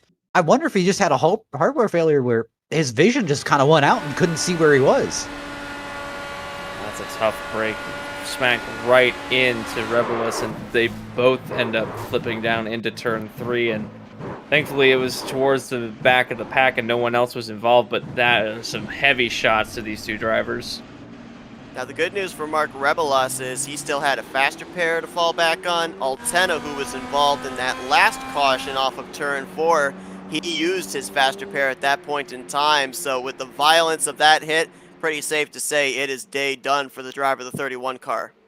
Yeah, he has officially gone behind the wall now as our 4th retiree of the event. So not too surprising given the fact that the amount of damage that was on that 31 machine is have drivers that have made their way onto pit road and actually has shaken up the top 5 quite a bit as some drivers stayed out while other drivers came down. Everyone from Chris Fowler on down came down to pit road, but Teed, Musselman, Coates, Pasoliqua, and Lee Van de Sant would have been the first one to pit. So 4 drivers staying out this last time by. That said, drivers never stop experimenting, and we're starting to see some experimentation here as far as pit road strategy under caution. Now, Teed down to Pasoliqua, they have roughly about 12, 13 green flag laps on their tires. We're not going to count the laps that they've done under pacing here, so we'll see if there's going to be a difference of the grip available for these drivers, especially if we get into a long green flag run towards the close of that long green flag run. I believe that we do have Julian Altena, who was involved in that last caution, available. Julian, it's the guys up here in the FRM booth. You got us? Yeah. Man, I mean, we just saw that thing just never turned in the corner. It sounded like a hardware failure on your end. I mean, tough break for you there, man. What was going on? Yeah, it's the first time this has happened to me, but yeah, I've had a teammate that has had this, and Oculus just decided to turn my VR headset off, so I couldn't see where I was going, obviously. So yeah, I just don't know what to say. Like, this is the first time it's happened to me, but I've heard this happen to so many other people, and it's honestly ridiculous. This is even a thing because I have a light literally pointed at my face for all the sensors to know that I'm looking at something, and it just shuts off. It's ridiculous, honestly. Like, I don't know what else to say. Using nice words. So yeah, I just don't know what else to say. It's just so frustrating. I was moving up the field quite nicely there, trying to get back into the pack there because I lost the touch with the draft with the guys behind me. But overall, it was fun. Just disappointed it has to end this way. Yeah, man, obviously, I know I talked with you on Wednesday night during qualifying. I know you were looking forward to this event. Obviously, tough break for you out early in this Indy 500. I mean, obviously, we hope that we see you back here next season, you know, if not during the full schedule, at least for the Indy 500 next season. But tough break for you. Obviously, not the way you want to end it up, but appreciate you taking some time to talk with us. Yeah, no worries, man. I'll enjoy watching the rest of the broadcast here from my room. Another driver who was involved in the first caution, Jimmy Drynen. We saw him up and into the wall, actually riding the wall there through 1 and 2 just before that second caution flew. He's actually taken his car back to the garage area as well, as he had used his faster pair after the first yellow. So they're starting to pile up back there in the infield. Jimmy Drynen Julian Altena, who we just talked with, Bronson Stafford, Mike Tellier, and David Leclerc all out of the race at this point in time. 27 cars still scored in the race, 26 on track, and those 26 on the lead lap as Charles Teed gets us back underway. The roulette wheel of Indianapolis is not kind to anybody, and there's a lot of drive. And it's something that, speaking on the part of Altena, it's something that you just can't control that takes some drivers out of the race sometimes. Not even something that was involved with your car or the way that you were driving. So you were talking about at the top of the program how no one is safe. It seems like that people will have good runs, and then by the end of the race, it seems like we have an entirely new top 10, or drivers that we thought were competitive ended up turning out at the back of the pack. And I think this is a great example of that. Nothing that he could do. It just ended up being something way out of anyone's control, and as a result, we've lost a great driver out of the event. Just taking a look at Charles Teed here, how much of I really say an achievement would it be to go almost winless this entire season and really steal a win at the Indy 500 when your last win was at Iowa last season? I remember that race, and Charles Teed, if I recall correctly, ended up winning that short track race on pit strategy. He had actually decided to stay out on some old tires. Well, he's playing some pit strategy here at Indianapolis, so we'll see if it works out for him. Charles Teed took part in last season's Indianapolis 500, where he ended up finishing in the 19th position, running much better at this point in time. And while they're dicing at the front of this lead pack, they're also dicing towards the back with Craig Forsyth, Nick DeGroot, Henry Bennett. They're in a good three-way battle for that 7th spot. I'm just trying to get back to the front of this group as Teed, Musselman, and Pastelquay try to battle as well. And something that these drivers at the back, like Craig Forsyth, we've mentioned Craig Forsyth a lot this race. I don't think we've ever mentioned him going to the lead of the race, but he's been quietly running inside the top 10 all race long. I wouldn't be surprised if one of the drivers, the protagonists at the end of the race, would be this driver. But he's had some pretty good stats at in the Dark Horse IndyCar Series, so we'll have to see if he can make his way and snipe a win here tonight, or here today, as battling now with Nick DeGroot. And Nick DeGroot's another driver that's had multiple wins this season. I believe, actually, that might have been a misspeak on my part. I think he was one of the drivers that has the single win. That would be, so Nick DeGroot only one win this season. So, looking to get his second win this season. He definitely wants to go out on a high note. But I think a driver that no one expected to be in this top 10 right now, the driver in the 4th place position, Alec Coates. He came out of nowhere. He was running outside the top 20 before a lot of the shuffling happened. Now battling for a 3rd place position, trying to go to the inside, but there's a hornet's nest in front of him. Alec Coates started this race from the 28th position. Why? Well, because he was there for pole day qualifying, but you have to run 4 laps, and they take the average of those 4 laps to determine your overall speed and where you're positioned for the Indy 500 grid. He was unable to turn those 4 laps, ended up wrecking midway through, and therefore had to just default on the fact that he was going to be starting at the rear of the field. I believe Mike Tellier was the other driver that was in the starting lineup here tonight that was not able to complete a full 4-lap run, but Coates made it onto the grid, and to your point, Anthony, making the most of it right now, up inside of the top 5. Oh, wrecking the back, Scott Rankin! And yellow flag immediately out. There's multiple cars involved. I think Caldwell was involved. Jason Hand, I think, might have gotten a piece of it. Benjamin Combs also involved. That's on the front straightaway, too, with a wall on the outside, a wall on the inside. Very little opportunity to be able to snake your way through an incident when the track's blocked up there. I think I know what happened here. I think Scott may have been trying to give a little bit of a bump draft to Benjamin Combs, but unfortunately, just that nose is not set up for it. Maybe just didn't realize where the nose was, or if he was that close to the 77 of Combs. This is incredible. I just went back and looked at the replay, and I think that these are the only 2 drivers involved. There might have been contact. That's impressive. With someone. There might have been slight contact, but I think Scott bounced over the other drivers that were going underneath. I don't think anyone else got too much damage out of that. Man, you need to look at the 13's onboard. The 13 just drove under 2 cars. Tell who that black and neon pink car was. That was the car you were pointing out that drove underneath Scott Rankin. Actually, it was Ryan Kelly in the 13 that drove underneath both of them. Is he on board with Kelly? Boy, just behind that. I mean, It's the first one that's got to take evasive action because they're coming into his windshield, and tremendous job there. And we know here with these Indy cars, you can't just jerk on the wheel, turn it hard left, turn it hard right to avoid an incident. Otherwise, that thing's going to snap around. You've got to actually ease on the steering wheel to make sure that you're going to get through that incident. And man, that was some very impressive driving there out of Ryan Kelly. Someone that might get some damage out of this might be Song. I think that I think that the car landed on top. If he didn't, though, that is also impressive. Let me look at Song's onboard, because Song looks like he also had the same experience of driving under a couple cars here. Wow, he drove right underneath Benjamin Combs. Wow. That's incredible. Bunch of guys that did a great job of getting through this thing.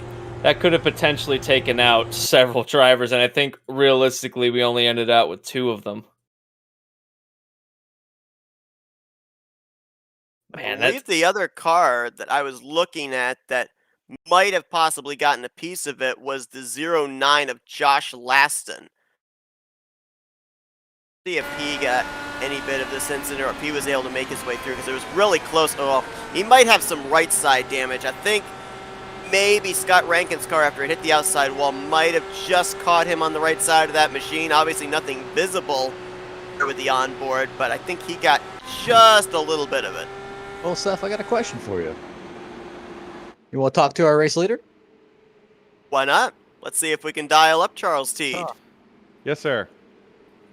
Charles, I mean, obviously, good run going for you here, playing a little bit of strategy to gain that track position. The fact that last year Indy 500 didn't really go the way that you wanted it to, but man, I mean, a lot of drivers here that have either not been able to find victory lane or been having struggling seasons, they're eyeing this Indy 500 as a chance to put an exclamation point on the season. Obviously, it looks like the case for you. How's it feeling with those older tires? It's a little loose. But it's a faster car as the fuel goes down on it. And the way I looked at it is, if we can get to that 103 mark, we're at the halfway mark and we can stretch in traffic. We're going to need cautions to kind of fall our way. But if you follow the leaders, you follow the leaders. And we came here for a win. Otherwise, 6th, 7th place doesn't mean squat. So we'll see how this thing plays out. But we definitely have a fast car. I screwed up on the start trying to announce the green to the field and hit the pit limiter button, and then just fell in line and just saved fuel. But we're plenty quick. It's just, are we going to be able to be there at the end? The one thing that I want to ask is how the race has progressed since the start of it. How's the cars? How is your car specifically handling now versus when the start of the race happened? And do you think that it's getting better? Or do you think it's getting worse? Well, so at the beginning of the run, everyone sticks like glue, and then as you get about 20 laps on it, it starts to get loose, and you'll see cars not going down to the white line, or if they do, it's a little bit sketch. It can be really tight in and loose off, especially back in traffic. So I think that's where you're seeing probably some of the incidents as they get to the end of their tire run here. I got my teammate Brandon here with me. We're about to go give him hell and see if we can run this thing down. All right, Charles, we'll let you get back Thanks, at it boys. here. Thanks for the broadcast. Absolutely. So, Teed, Passalacqua, Groot, and Van de Sant, along with Craig Forsyth. That's the top 5. 10 going to be Henry Bennett, Dylan Moskowitz, Jim Herrick, Eric Peterson. James Watson, that 39 is up there. Mention the fact that the Mark Rebelos has been in pit road for about the last 10-15 minutes. Not sure exactly why. Jimmy Drynan's also joining. Looks like he's getting the last bit of that damage fixed, but it looks like he's out of the car. I'll have to follow up on that. Rebelos had his faster pair when he had that incident between himself and Altena over in turn 3. I thought the reason he was on pit road was he wasn't able to get that car with the bad suspension back to pit lane, had to call for a tow, but now it's saying he has used his faster pair and he's still sitting on pit road, been there for the last 12 minutes. So that's what I don't understand, because I saw him coming on the pit road with the crabbing car, and he got his faster pair and drove off pit road like normal, but he came back on and just stopped. So I'm not exactly sure what happened. Might be having some kind of hardware issue that might have hindered Altena, but we're getting ready to get the back under green. It's going to be Teed, Passalacqua, De Groot, Van de Sant, and Forsyth. Green flag back out, and Teed immediately tries to dip down to the inside to cut off any of the advances. We'll have to see if he can hold the lead or not.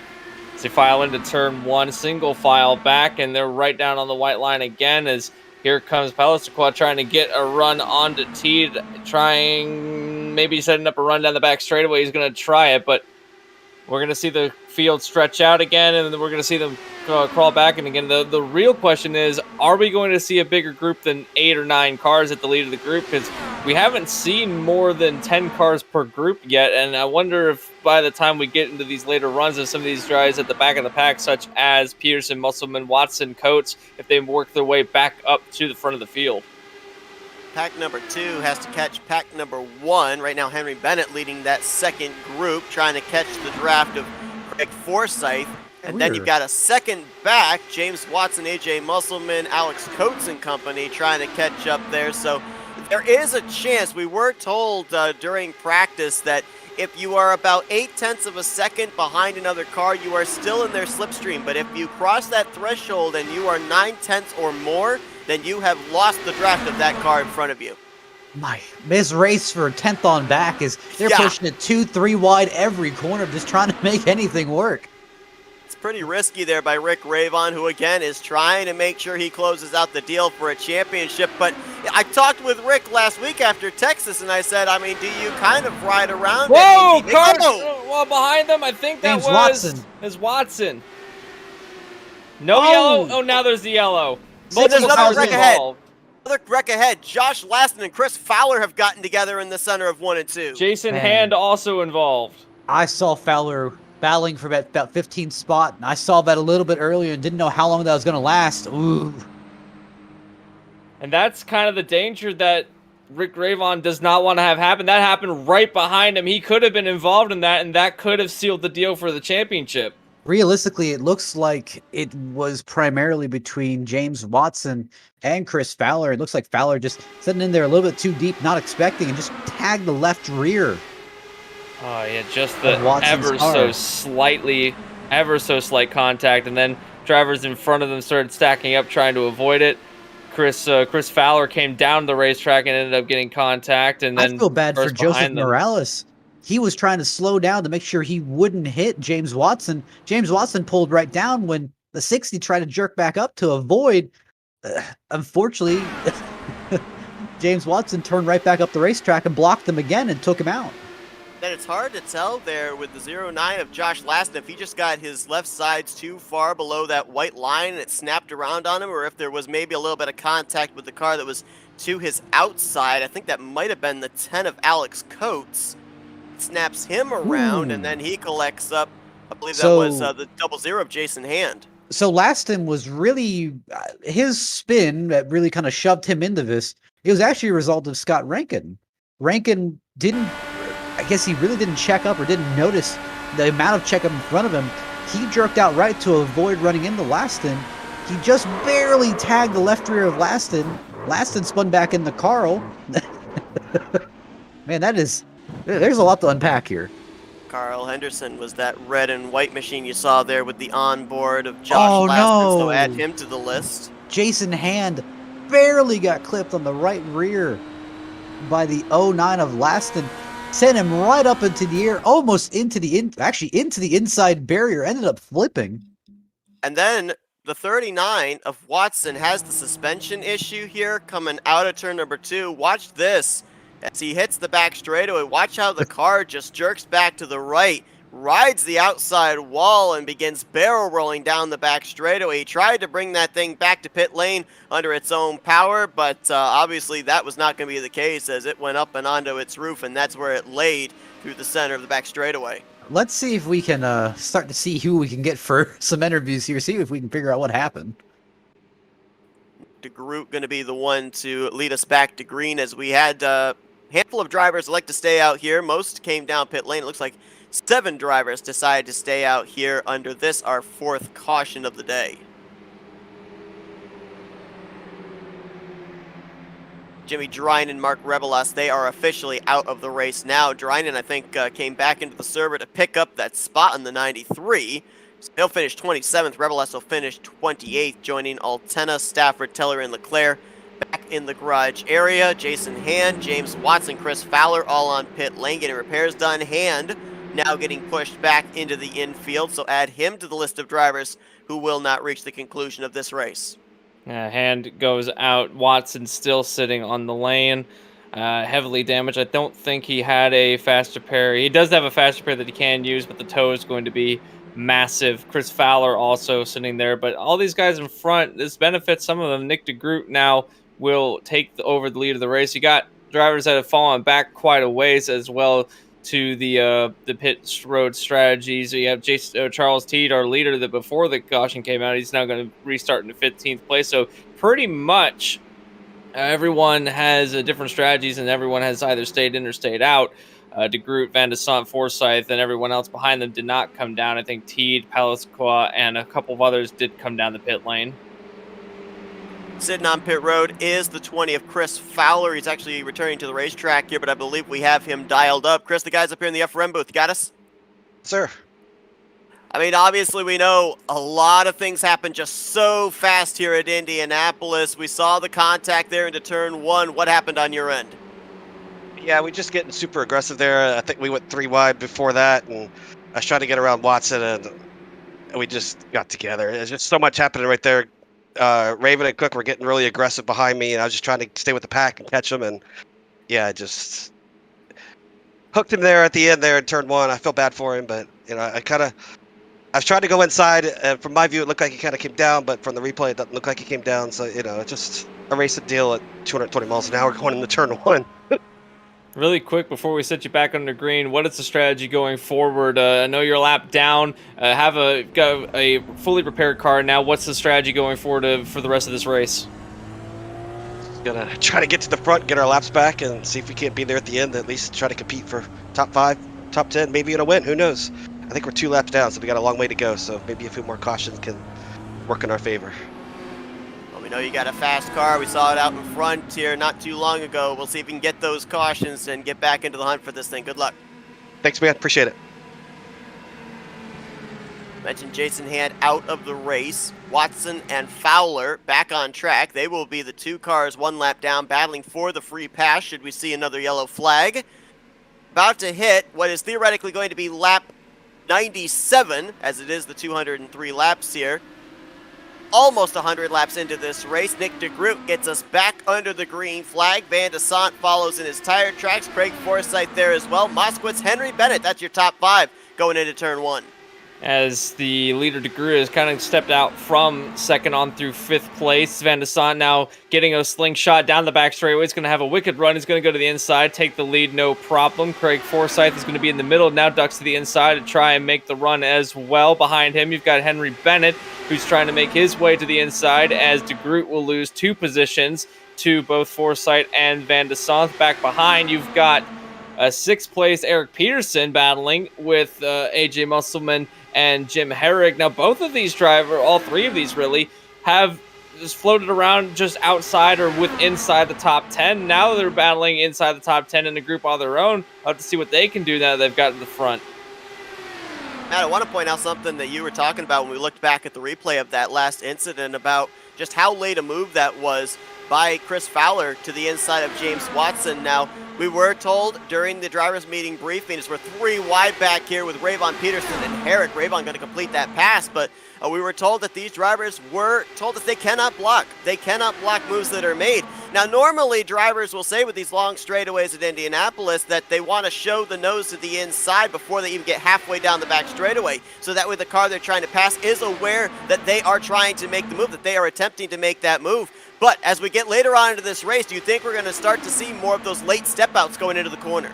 Unfortunately, that's probably what we're going to see more, is late dives, things that, you know, you kind of hesitate. And that as a driver, it's going to end really one of 2 ways. It's going to end of you don't notice him there, so you're going to quickly pull out, and that gives the opportunity for you to either lose a bunch of positions or even get turned. Or you're not going to notice it at all, or you notice it and you're going to try and force him to back down. And you're going to have the same result of 2 cars getting together and collecting a lot more behind.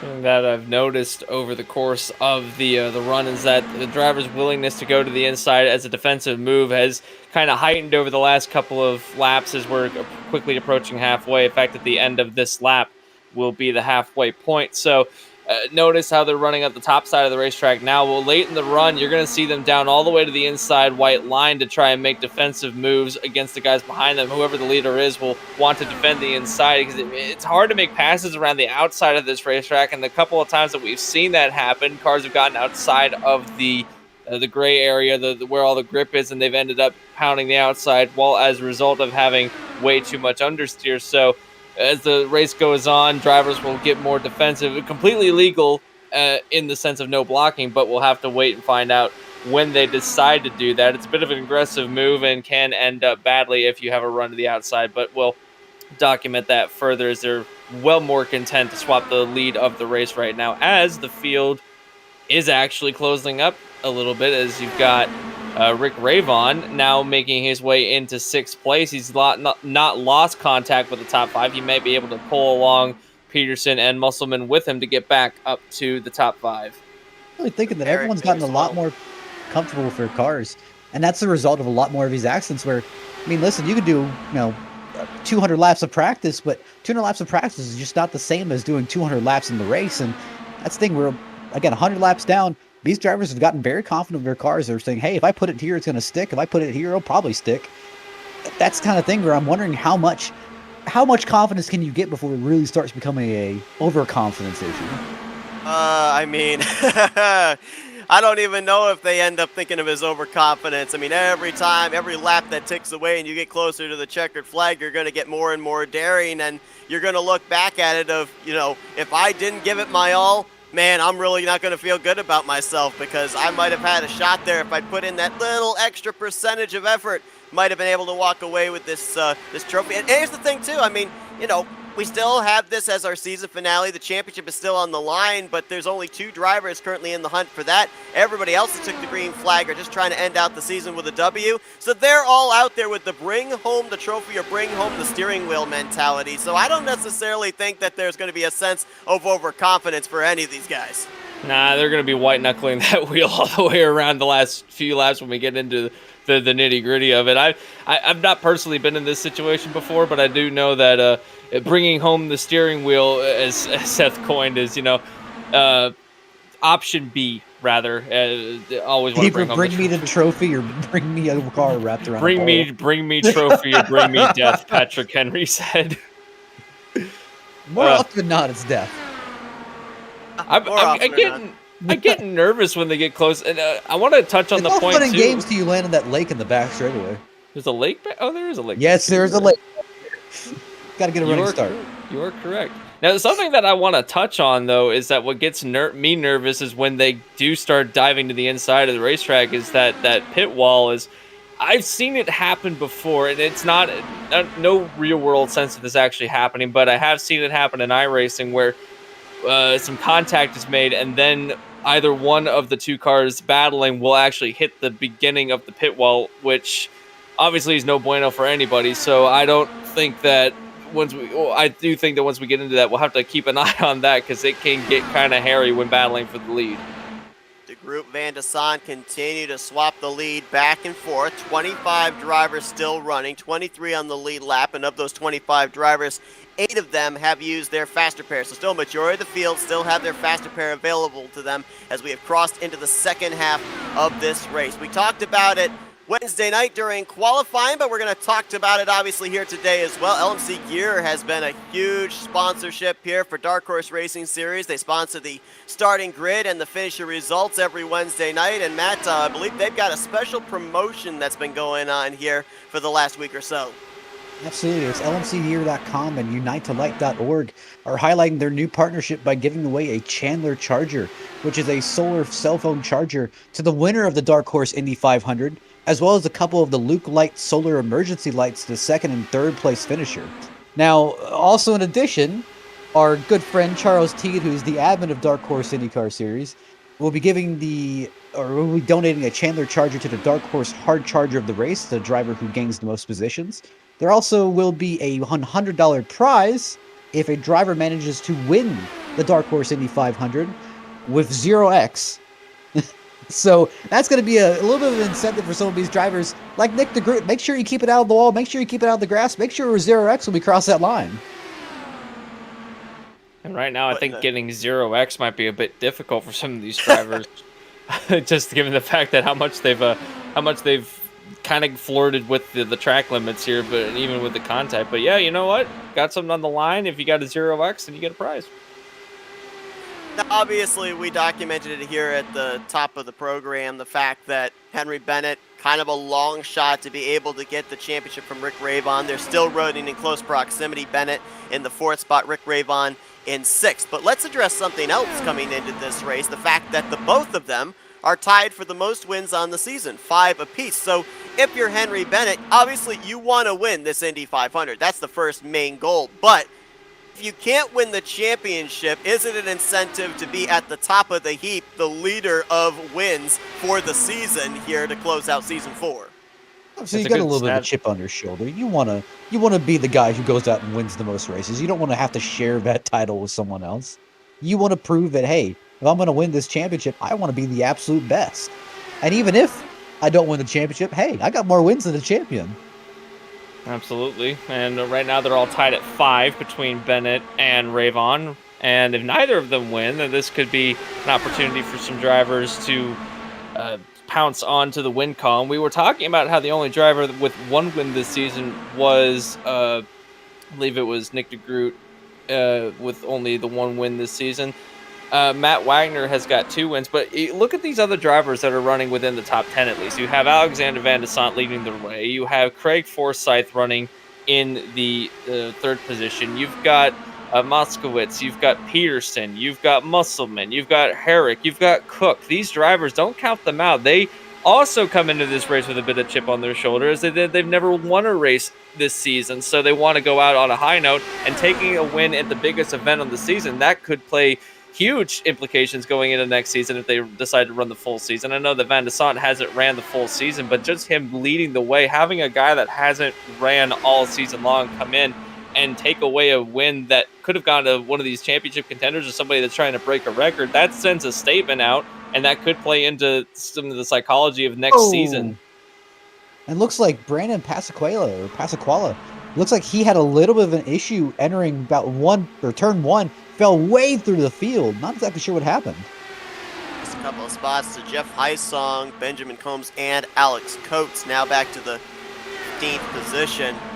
Another thing that we're going to be talking about, and it'll obviously be more prevalent the closer we get to the end of this race, but when do you make the race-winning move? Because a little bit of Dark Horse Indy 500 lore. Back in Season 2, Craig Forsyth won the race with a 4-wide move on the front straightaway. The caution came out in the closing stages. The race ended under yellow. Whereas last season, Henry Bennett tried to make a charge there, coming to the checkered flag on Matt Wagner, and came up 18 one-thousandths of a second short. So we've had a Dark Horse Indy 500 race end under caution. We've had one end under green. So that throws a little spanner in the works of when you make the move in the closing stages of this race. There was 3 wide in front of a couple of these drivers. I think it was between Heisong, Combs, and T. That could have been intensely difficult as they were leaning on each other going into turn 3. Just in front of that, you've got the 20 of Chris Fowler, who right now is in the lucky dog position should we get a caution. He's got about 5 seconds in hand back to the other lap machine of James Watson. So right now, Fowler hoping to see the yellow flag in the flagman's hands. Obviously does not want to be the caution, as he was up there at the front, led a good portion of this race in the early going off of some pit strategy. The timing of that caution coming out in the middle of our second round of green flag pit stops. You ever think that Nick DeGroot just looks at Alexander Van de Sant and just says, not this guy again? Yeah, sometimes he's looking at him again. He's just gone to the lead again. If it's not Maleska, it's Van de Sant. It's one or the other. Somebody, Nick DeGroot is saying, oh no. Oh, the 36 of Eric Peterson's coming down this time. Looks like AJ Musselman may be joining him. This is interesting. Same thing as Nick DeGroot. Well, Musselman is on the racetrack right now. The pack is coming down. We've got some drivers. We had about, 7 drivers, I think, that stayed out under the last caution. So they were about anywhere from 7 to 8 laps shorter on fuel than most others. And that's a group of them coming down here with DeGroot, Van de Sant, and Eric Peterson. So they're off sequence. We talked with Charles Teed. He said, I'm off sequence. I got to hope for a couple of cautions to come out, get us all bunched back up here on the same strategy. Now we're starting to see with the long green flag run how the two varying strategies are going to be splitting the field apart. Absolutely. Right now, it's the three of them on the pit road. Henry Bennett will inherit the lead, although it will be quickly handed over to Craig Forsyth, and then Moskowitz will be right behind. So again, Seth, I want to ask both of you, given the fact that we have such a mixed bag of strategies now, even though that we've had two yellows that have kind of bunched the field back up in order for them to possibly get back on the similar strategy. But now that we have so many multiple strategies, what do you think towards the end of the race, if this race does go to the end under green? And I'll go ahead and knock on wood by saying I don't think that's very likely, but if it does, what does that say for these guys that are good on to make it on a couple more stops, and the drivers that might have them find themselves needing an extra stop to get to the end of the race? Kind of like the Coke 600 for NASCAR, right? You work the race from back to front and strategize that way. To work the numbers on fuel, see how many pit stops it's going to take you to be able to make it the rest of the way. Wow, that's Herrick, believe, as well as Moskowitz and Forsyth coming down pit lane, but I think it's a back-to-front strategy thing. And the thing that shocks me, I know there's a number of guys in the field here that have spotters up there, spotting for them. Obviously, they might be pulling double duty, kind of working the calculators. But it's incredible to me how a lot of drivers are actually their own crew chief as well. They're punching in the numbers. They're mentally thinking about the race in reverse while they're out there turning laps and trying to make double wide and three wide moves at over 200 miles per hour. If I'm dealing with my spotter / crew chief, if he's asking me questions, I'd be telling him, shut up. Just tell me what I need to do to make this race happen. Because here's the thing, if you're running the strategy and you're trying to race your race, you'll notice you'll start to end up lacking on one of them, or either your strategy is going to be lacking, or you'll start to lose ground here in the race, and you'll miss probably something big. That's the thing where, personally, I'm always in the fact of, I'd rather take the undercut in tracks like this where it's so difficult to pass. It's so hard to pass. I'd rather take the undercut, try to jump the guys in front of me, and then just hope and pray that I can hold off on, let's say, a little bit older tires, but I can try to make their life a little bit more difficult trying to get around me. I think it was Kimi Räikkönen that coined the phrase, shut up, I know what I'm doing. I think that was Ricky Stenhouse, too, and he wrecked immediately afterwards. It's interesting, we ended up seeing that caution come out in the middle green flag pit stops the last cycle. Rick Ravon and David Cook paid the price for it. The both of them found themselves back outside of the top 10, hovering between 12th, 13th, 14th. Now, with the varying strategies that have gone on under the last two cautions, after that, Ravon back out to the lead. He's got over 4.5 seconds back to David Cook, who's battling with Charles Teed, Benjamin Combs and company. So all of a sudden, those two teammates find themselves back up at the front again. I don't like this because I'm seeing Rick Ravon, his top is about 227, and I saw Charles Teed top out about 235 there on the back straightaway. You're really kind of burning your advantage here, where I think it's easier to pit right now. Take advantage of the amount of time that you have on the rest of the field. Try to use that to your advantage to do an undercut and then drive away. If you're the rest of the field and that 20 car of Chris Fowler gets back in the lead lap, watch out, because he's battling right now up with guys that are running inside of the top 5, albeit one lap down. Yeah, absolutely. He's going to be if he gets back on the lead lap, he's definitely going to be a protagonist in the battle for the lead of the race. And I want to touch on what Matt said. If you're Rick Ravon, you've been bit by an undercut once, and he's going to come down to pit road now. Ravon so he's going and Cook are pitting. I don't know about Cook pitting. Someone else has come down with him. I think that's Cook and Scott, actually. Rankin's in as well. So the 24 and the 49. Well, it makes sense because the 49 has been hanging with the 2 and the 24 in their team channel, so could be a kind of strategy working there. On the part of Ravon, both Cook and Ravon is, I think that Ravon missed his pit box, had to back up a little bit, but you've already been bitten once on the undercut. I guess the question was, do you dare do it again and see what happens? Because it didn't pay off the last time, and I guess the question was answered for me. The answer is yes, and 3 of you will do it. So the 2 teammates plus a driver that they've made an alliance with have come down, and they've now all fallen 1 lap down. Well, not quite 1 lap down, as Teed is now coming down into turn 1. They are going to keep themselves on the lead lap, but only just, as it'll be about a straightaway, about maybe less than a straightaway's length back into where the leader, both Teed and Pelisqua, find themselves kind of all by themselves, as they've got a big lead over Jim Brooks, which I think this is the first time that we've seen Jim Brooks inside the top 5. Jim Brooks has been pretty shaky. He almost had that victory back in New Hampshire. You got to wonder how that's in the back of his mind. Obviously, certainly could remedy that situation with an Indy 500 win. I think if Maletzko was here, I don't know if they'd be they'd be on best of terms. We had 3 drivers come down pit road that last time, including Alex Coates. I believe also Jeff Heisong and Benjamin Combs were a part of that trio. Charles Teed's the race leader, but we're looking at the battle right now, unofficially, for the 10th position. That's where Nick DeGroot, Alex Van de Sande, and Craig Forsyth are mixing it up. Why are they mixing it up like this? Because one of these 3 guys, when everything cycles around, is going to be our new race leader. Absolutely, and this effectively is the net battle for the lead of the race. So between DeGroot, Van de Sande, and Forsyth, and now you can even throw Moskowitz into the mix. He's a little further back of this pack, but Rayvon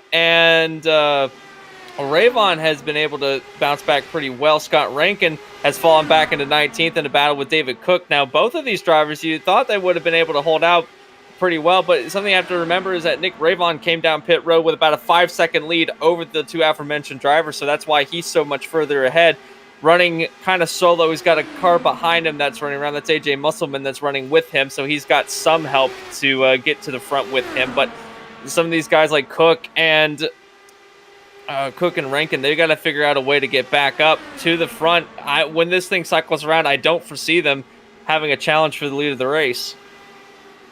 Up car Chris Fowler heading for pit lane. We're still waiting on, I believe, 9 drivers to complete this cycle of pit stops. Teed, Passlaqua, Jim Brooks, Ryan Kelly, Caldwell, Gail Brooks, Joseph Morales. Those are the drivers we're waiting on.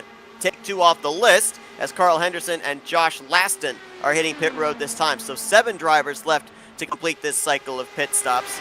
And right now, for Charles Teed, I would think that this strategy is working out the way that he wanted it to, but we did hear him say that he needs a couple of cautions. He got one, which helped him out to be able to come down pit road, but I'm wondering if he might need another one with the strategy he formulated when we last talked to him.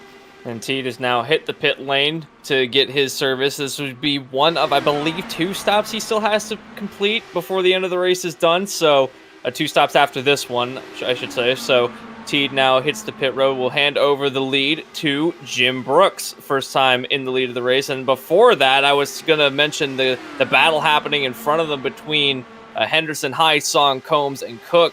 It was getting pretty intense, and I thought there was going to be some times in a moment that they were going to run into each other, and that was happening right in front of the leaders. This is the danger territory when the race gets spread out so much, is that you'll have drivers behind that are in the lead pack that are coming up on some slower traffic, and if they're battling aggressively, something happens in that lead pack, then you put yourself at jeopardy. So nowhere on this racetrack is safe at this moment.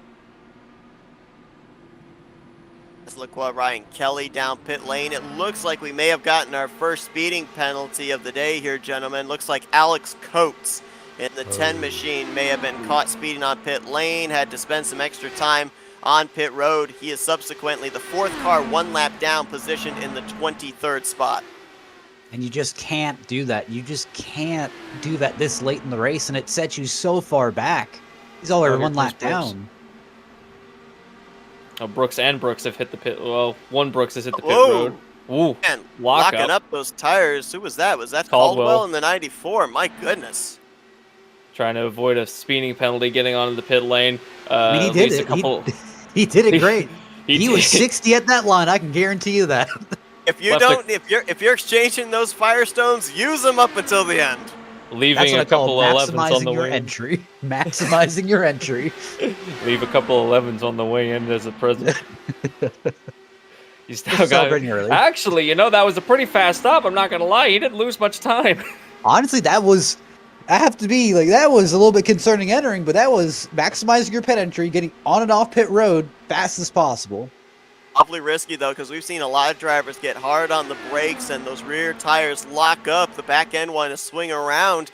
And remember, Caldwell's already a faster pair in the hole. What was it, 20 laps in? He found the inside safer barrier off of turn 4. No caution came out, so he's got to make sure he keeps that thing in one piece. So that way he's in the hunt potentially for this victory at the end of the night. Don't want to take yourself out trying to get onto pit lane. New leader, Craig Forsyth, as the cycle is finished, as Gale Brooks was our interim leader, and now it's going to be Forsyth, Van de Sant, and De Groot, your top 3, as they've kind of gotten into a world all their own, ahead of Bennett and Moskowitz. Rick Ravon has made his way into 6th place, so the undercut, albeit was a good idea, didn't really pay off the way he wanted it to. He finds himself about 3.5 seconds back to the leader. AJ Musselman, on the other hand, benefited from all that. He's now moved his way into 7th place after the cycle. Herrick has moved his way into 8th place. Eric Peterson will find himself in a 9th place. And then Charles Teed, our former leader, is now running back in the 10th place position. So the undercut did not do him any favors either. And then we have Jim Brooks, Scott Rankin, and David Cook in a hornet's nest back here for the battle for 11th place, as Scott Rankin's gone to the inside to take it. You can throw Benjamin Combs in the mix as well. High Song, despite having a couple incidences so far, this race has found his way into 15th. Ryan Kelly, which I don't think we've mentioned only a few times today, is running in the 6th place position.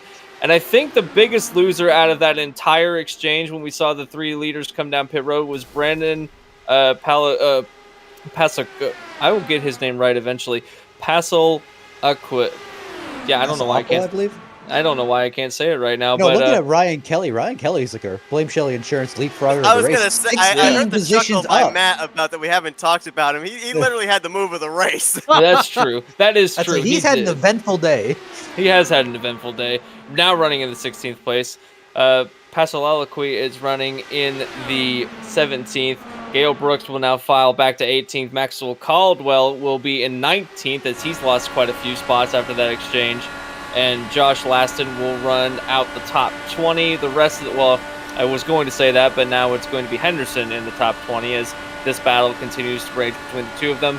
And then the last drivers on the lead, or running on the, the last drivers on the lead lap will be Joseph Morales. Alec Coates will be the last 2 on the lead lap. And then our first lap down drivers, or only 2 lap down drivers, will be Chris Fowler and James Watson to bring you up to speed on who is running where.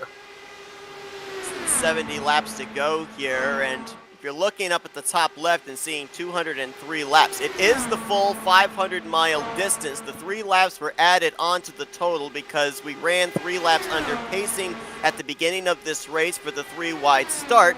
The leaders went green at the conclusion of lap 3, hence why the 3 laps are added on. So it is officially 68 laps to go here in the Dark Horse 500 presented by Troy Lee Designs.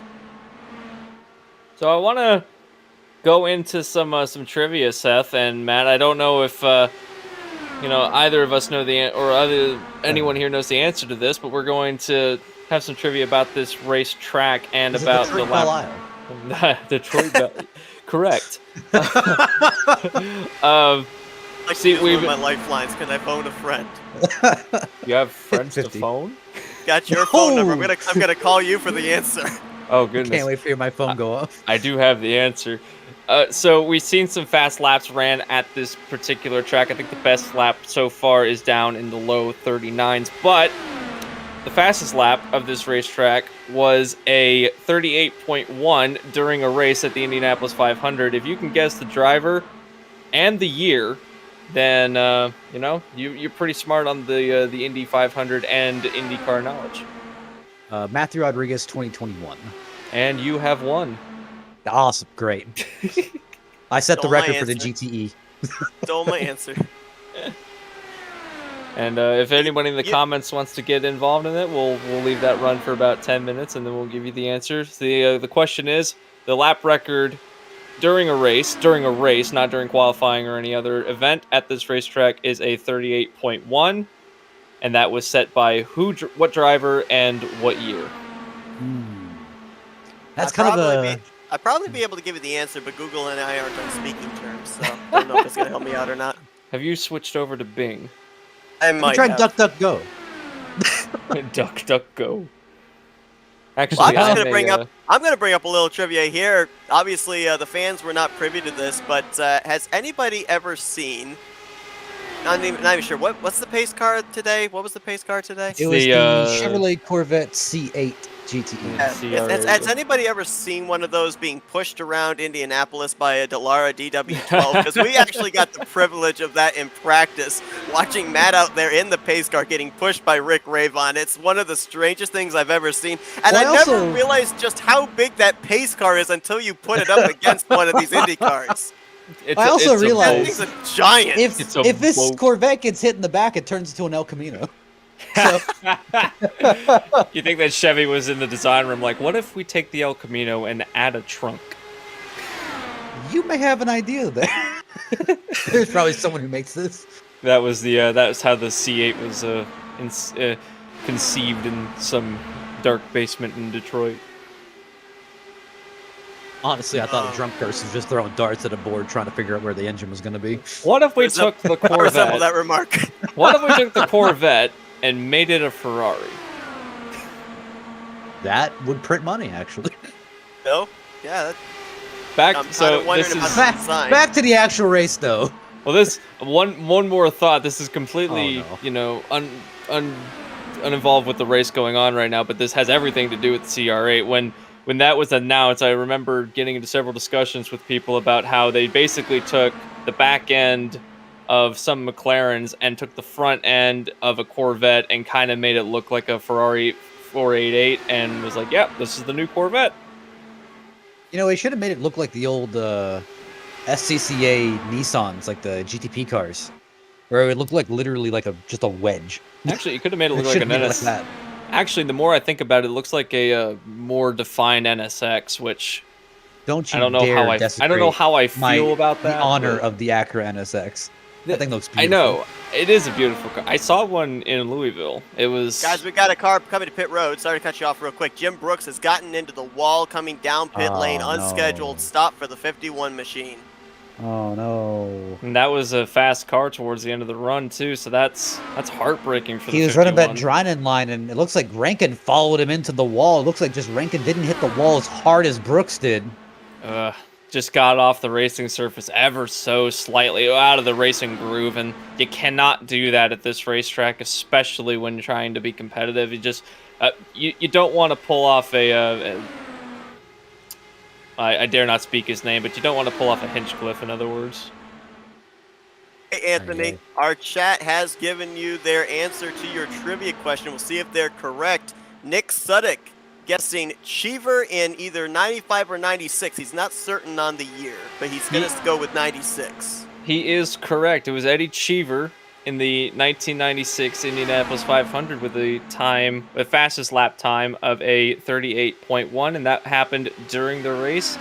And his average speed was 236 miles an hour, much quicker. 1996 as a whole, as I'm looking at the stat sheet for the records here, 1996 was a blistering year for the Indianapolis Motor Speedway, as 5 of the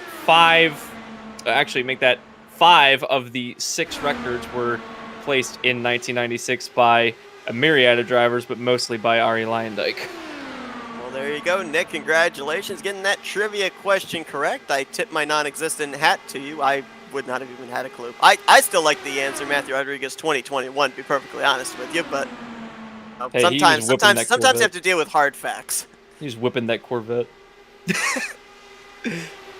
There's a battle for the lead that's been happening for the last 10 or so laps. It's but been constant here. Forsyth, Van de Sande, Nick DeGroot. Well, actually, Nick DeGroot's kind of backed out of this. He's kind of become a spectator, letting these guys go at it for the top position.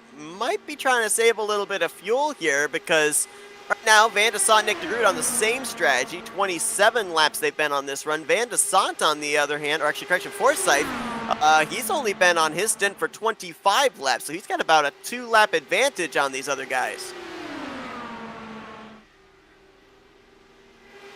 Rick Ravon, date on him, our points leader, 6th position right now. And again, I mentioned I was talking to him after last week at Texas, asked what the mentality was coming into Indy, and he said, it's just a win.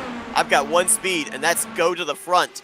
And so obviously he doesn't want to settle for a 6th position. He doesn't want to settle for a top 5, even though it would get him the championship. He wants to win this Indy 500 and cap off what's been an incredible run in his first full-time season here in the Dark Horse Racing Series. But at least for the time being, with where he is at, he's doing what he's got to do, keeping Henry Bennett in check and looking to close out this year with 5 victories and a championship trophy. Oh, we got a lot of drivers heading down pit road, including DeGroot, Van de Sant, Bennett. I think Ravon's staying out, but we have a lot of drivers. Herrick, I think, is stayed out as well, but Van de Sant, Teed stays out, but most of our top 5 had come down pit road. Eric Peterson just back there as well, coming to pit lanes. Looks like 4 drivers in total, 3 of them, as you mentioned, up inside of our top 5.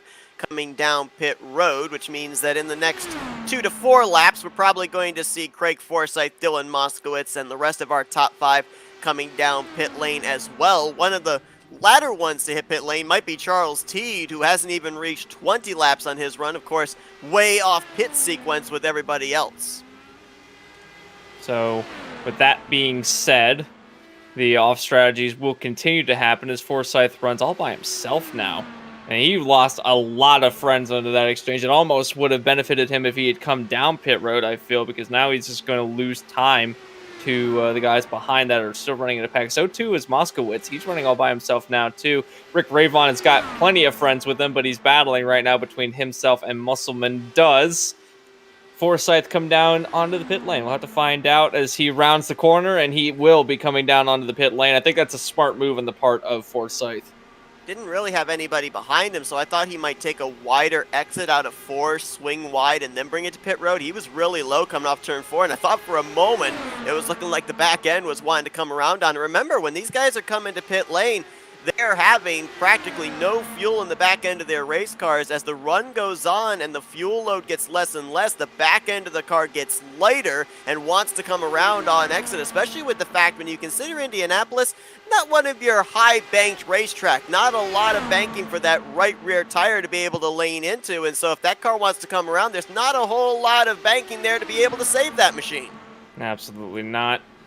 As the banking here at the track is very small, but these cars are glued to the racetrack, so it doesn't really matter too much of whether or not you can make it. Now, any other form of racing, then it's difficult, but these cars can absolutely tear it around this track. Ravon and Cook find themselves first and second again, although Ravon miles ahead of Cook, theoretically. He's about 4 seconds ahead of his teammate. Charles Teed will be running in 3rd place with some help in front of him. That would be David Cook, as a battle for 2nd place happens between Teed and Cook. Does Ravon decide to pit early, which is I know we were talking about the pit strategy. I don't know if now would be a good time to pit early. If staying out, I think both himself, Teed, Cook, maybe Benjamin Combs could make it to the end of the race on 2 stops if they could stretch it out a little bit more. Do you risk that, though? Do you risk possibly turning this into an almost a one-stop race? I don't. No. We can't turn down the engine mode in this car. And even if you wanted to turn on the engine mode, you'd be so slow, I just don't think it'd be worth it. Well, that's the thing, now, though. according to the numbers I've got, it says to me that the guys that still have to pit, and even the guys that have come to pit road, they're going to have to pit at least one more time.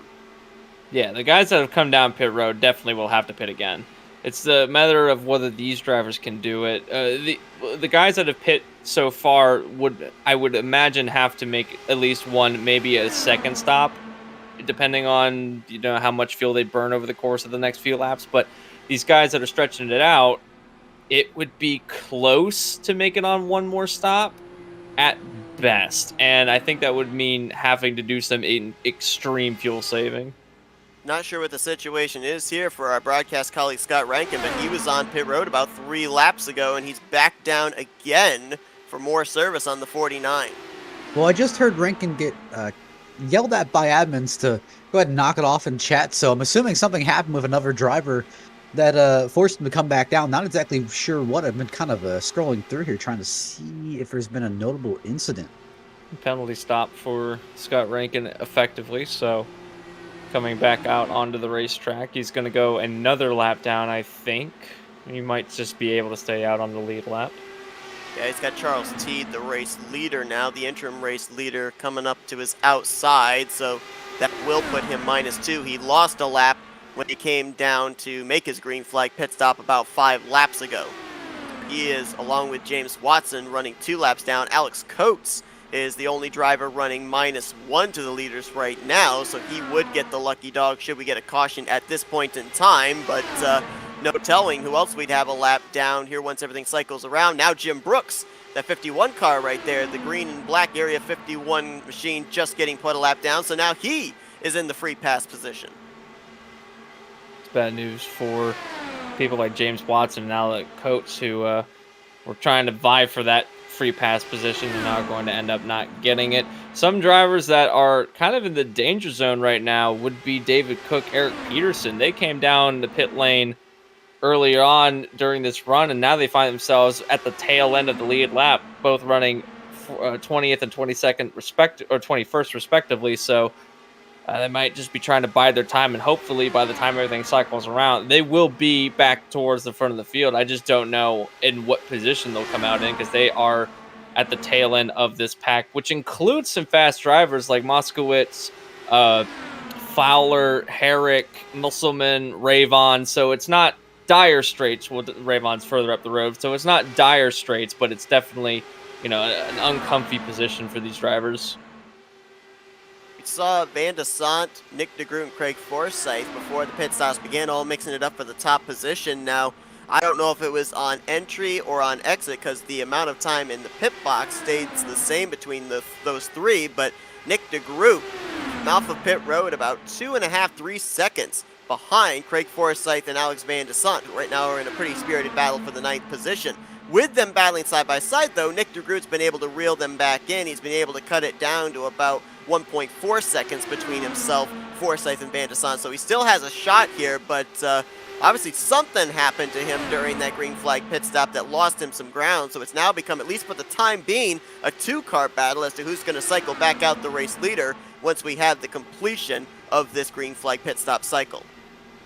I just noticed that Charles Teed, our race leader, is just behind the group of cars that we had just mentioned, or that I just mentioned before. So that's about the gap between these drivers. Remember, they pitted from the lead of the race, and these guys are. Charles Teed was also running up within the top 10, so it's definitely going to be close to them if they can maintain this this lead lap position. Now, one of the benefits is, of course, that Teed is kind of, Teed's pitting, so I guess that goes out the window. Forget what I was saying. Yeah, I'm running my little calculator here, and I don't think really what we saw was the max amount that someone could go is about 29, 30 laps in draft. I don't think they can save that much. I think they'd be way short. Whoa! Scott Rankin getting the wall there off of number 1. Imagine that Gail Brooks was a bit scared about what was happening in front of him. A bit unhappy. Absolutely. Yeah. Not a happy landing. Got to check his pulse there after that one. Make sure he has one. Probably spiked through the roof. I mean, this is the stage in the race where you start, thinking about what are you going to do at the end of the race, because the beginning, obviously, the intensity of the start of the race, trying to make sure you navigate through the start and everyone's fanning out, trying to find their way in line, and the 3 wide starts, your blood pressure's through the roof, and then throughout the middle section of the race, you kind of get a chance for a breather. We had a couple of yellows to try to reset everyone's mentality. They now have gotten into a long green flag run. The field spread out, kind of getting into a bit of a calm period, and then now coming up soon, I think when we get to within the last couple of stops, the last stop for these drivers, it then shifts into, I got to think about the end of the race and where can I make moves. What position am I going to end up finishing in? What's the strategy that I'm going to go with? Is my strategy even working at this stage in the race? Do I have to change it up completely, or do I bet on a late race yellow to try and save my strategy from failing or making it better? Or this is the time of the race where the drivers, again, you mentioned it, that incident between Brooks and Rankin, that's a thing that will, kind of snap yourself back in, and you'll look at the laps left and you're like, oh, I have to figure out the end of this race now. So I think we're going to start to get to that stage in a couple of laps. Here's the other thing, too. Mention the fact that everybody is probably going to have to be on pit road at least one more time before the conclusion of this race.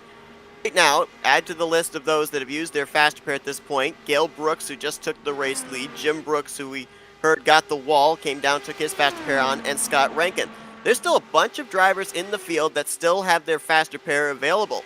Do you take that fast repair if you've got maybe even the slightest amount of damage? We know just how aerodynamically dependent these Indy cars are. Do you take that fast repair on this final green flag pit stop, knowing that there could be a possibility a caution comes out and we have some late race restarts? So another bit of strategy for these guys on when to take that fast repair on, if at all. If I was outside the top 10, absolutely not. I'd leave it in. Or if I was inside the top 10, I'd leave it in. I wouldn't even take it. I wouldn't even think about taking it because I'd be waiting for that last caution. I think everyone knows it's coming. Just no one knows when or even if it's going to happen. But we're pretty well sure it's going to happen. And for all of the stock car fans that are watching this race and asking if, well, what if you want to use it for a green-white checker, there is no such thing in these other forms of racing. So in this race, you go to the lap 200, and whether it's under caution or whether it's under green, that's the end of the race. So you can't really, save it in the hole for a late race restart unless it happens within regulation. If it doesn't, then you've used it, you haven't. So knowing that you have to get to the end of the race with it intact, if you are involved and that's the thing too, it all depends on if you're in a position that you could potentially be involved in an incident. If you're running by yourself, say like Gale Brooks and Craig Forsyth are right now, where they're in the front of the lead of the race and they're just by themselves, I think the likelihood of them being involved in something is a bit slimmer than someone that might be running in a group with, say, David Cook, Musselman, Moskowitz, like all these drivers in a 4-car group. So having that, if you have any slight damage, if it's not hindering your top speed, then I don't think that you should worry about it. But if you feel that your car is hindered in any way, that you're slow on top speed, you can only be fast if you're in the middle of a group and not leading a group, or if you're having some problems with turn in, exit, anywhere in the middle of the turn, oversteer or understeer, then take it and get a fresh car. See what you can do at the end of the race. But if you're comfortable running the way you are, that's another thing that these drivers, they get into this rhythm and they get comfortable with the way that their car develops over time. And then if you take a fast repair on, it resets the car. And now you have to remember how to drive the car again because you've driven it in its current state for the better part of 165 laps. Are we looking right now at the two favorites to possibly win this race? Alex Van de Sant, two-time Dark Horse Racing Series winner. His most recent at a road course last season where he finished second in the overall standings. Craig Forsyth, former Indy 500 champ in his own right back in season 2 and trying to become the first multi-time winner of this season finale. They have broken away from Rick Ravon, Henry Bennett, and Nick DeGroot. As a matter of fact, DeGroot not only lost touch with the top two, he fell back here, and Ravon and Henry Bennett blew by him. So in the span of about, 1.5 laps, DeGroot falls outside of the podium and is just barely latched on to the latter portion of the top 5.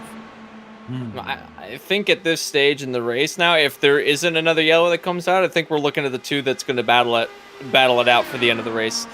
I don't think the way that the race has trended, there's no way that these drivers behind like Ravon, Bennett, DeGroot, unless they get into a line and stay in the line and have intense communication between each other and have a lot of coordination, I don't think that they're going to be able to run down these two within the amount of laps that they have left, especially given the fact that we still have a couple more cycles to go through. What I will say is if Van de Sant and Forsyth continue to battle the way that they are, that might blow everything I just said out of the water because they are continuing to swap positions for the lead of the race. We've seen drivers try the short pit strategy, and it has made them some gains, maybe a position or two, but nothing like a huge chunk of 5-6 positions. The gap right now from the battle for the race lead back to this three-way battle for third is a little less than 2.5 seconds. I don't see how there's any way, even if any of these three, Ravon, Bennett, or Nick DeGroot, try that short pit strategy, that they can make up that much of a gap. I'll have to wait and find out what happens throughout the rest of the event. Seth, I want to pose a question to you because I just thought about it. With the way that the field's spread out, if a yellow comes out, now we were talking about how these two are the favorites. If a caution does come out, and bunches the field back up, I don't think that Van de Son or Forsyth are the two that would be the favorites at that point. I think it would come down to maybe a Rick Ravon or a Henry Bennett or a Nick DeGroot or even someone that's running further back right now. I think that David Cook, Charles Teed, and even Dylan Moskowitz have shown a lot of speed, and I don't think we've really seen the full potential of Eric Peterson. So given that fact, who out of these top 10 drivers running right now that we might see if we get a bunch of field back up, who do you think that might try to make their presence felt in the top 5? Well, if I'm looking here at our current top 10, there's 3 drivers in particular that have stood out to me as being the most aggressive of working their way forward on restarts. Rick Ravon would be the first one right now in 3rd place. Charles Teed in the 6th position. And also noticed that Dylan Moskowitz, he's actually been in the second half of the top 10, a couple of restarts, and then we see him up in the 5th, 4th position just a couple laps later. So these are some of the guys I'm looking at that have utilized the short run speed when everybody's bunched up to be able to make forward progress. But the thing I'm wondering here, is this a going to school process for Forsyth and Van de Son? Kind of figuring out the crossovers here and kind of formulating for later on this race, what is the portion of the racetrack you want to make the move that will get you back to the start finish line? Because remember back to last season, it was half a car length, 18 one-thousandths of a second that Matt Wagner beat Henry Bennett. You don't have to necessarily have the car in your rearview mirror to win the race. You just got to have your front wing be the first one to that yard of bricks.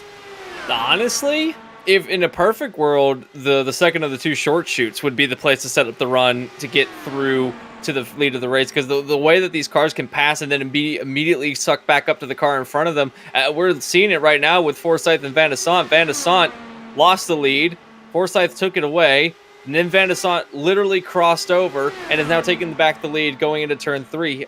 Lost the lead in turn 2. Possible caution. AJ Musselman has gone around in turn 2. There was oncoming traffic. He's still facing the wrong way as he's trying to get the thing refired. The caution is going to fly. And that changes everything. I was about to say that we were good to go with one stop. Everyone was good to go with one stop. We already made it. It was going to be, I bet, who hit pit lane first, but unfortunately, that's all out now. And at this stage in the race, I think what you want the most of is the ability to be back on pit cycle with everybody else, but also track position is a key thing here too. So these drivers that were just about ready to make their way onto the pit lane, I don't know what the strategy call they're going to make. They're definitely going to want tires.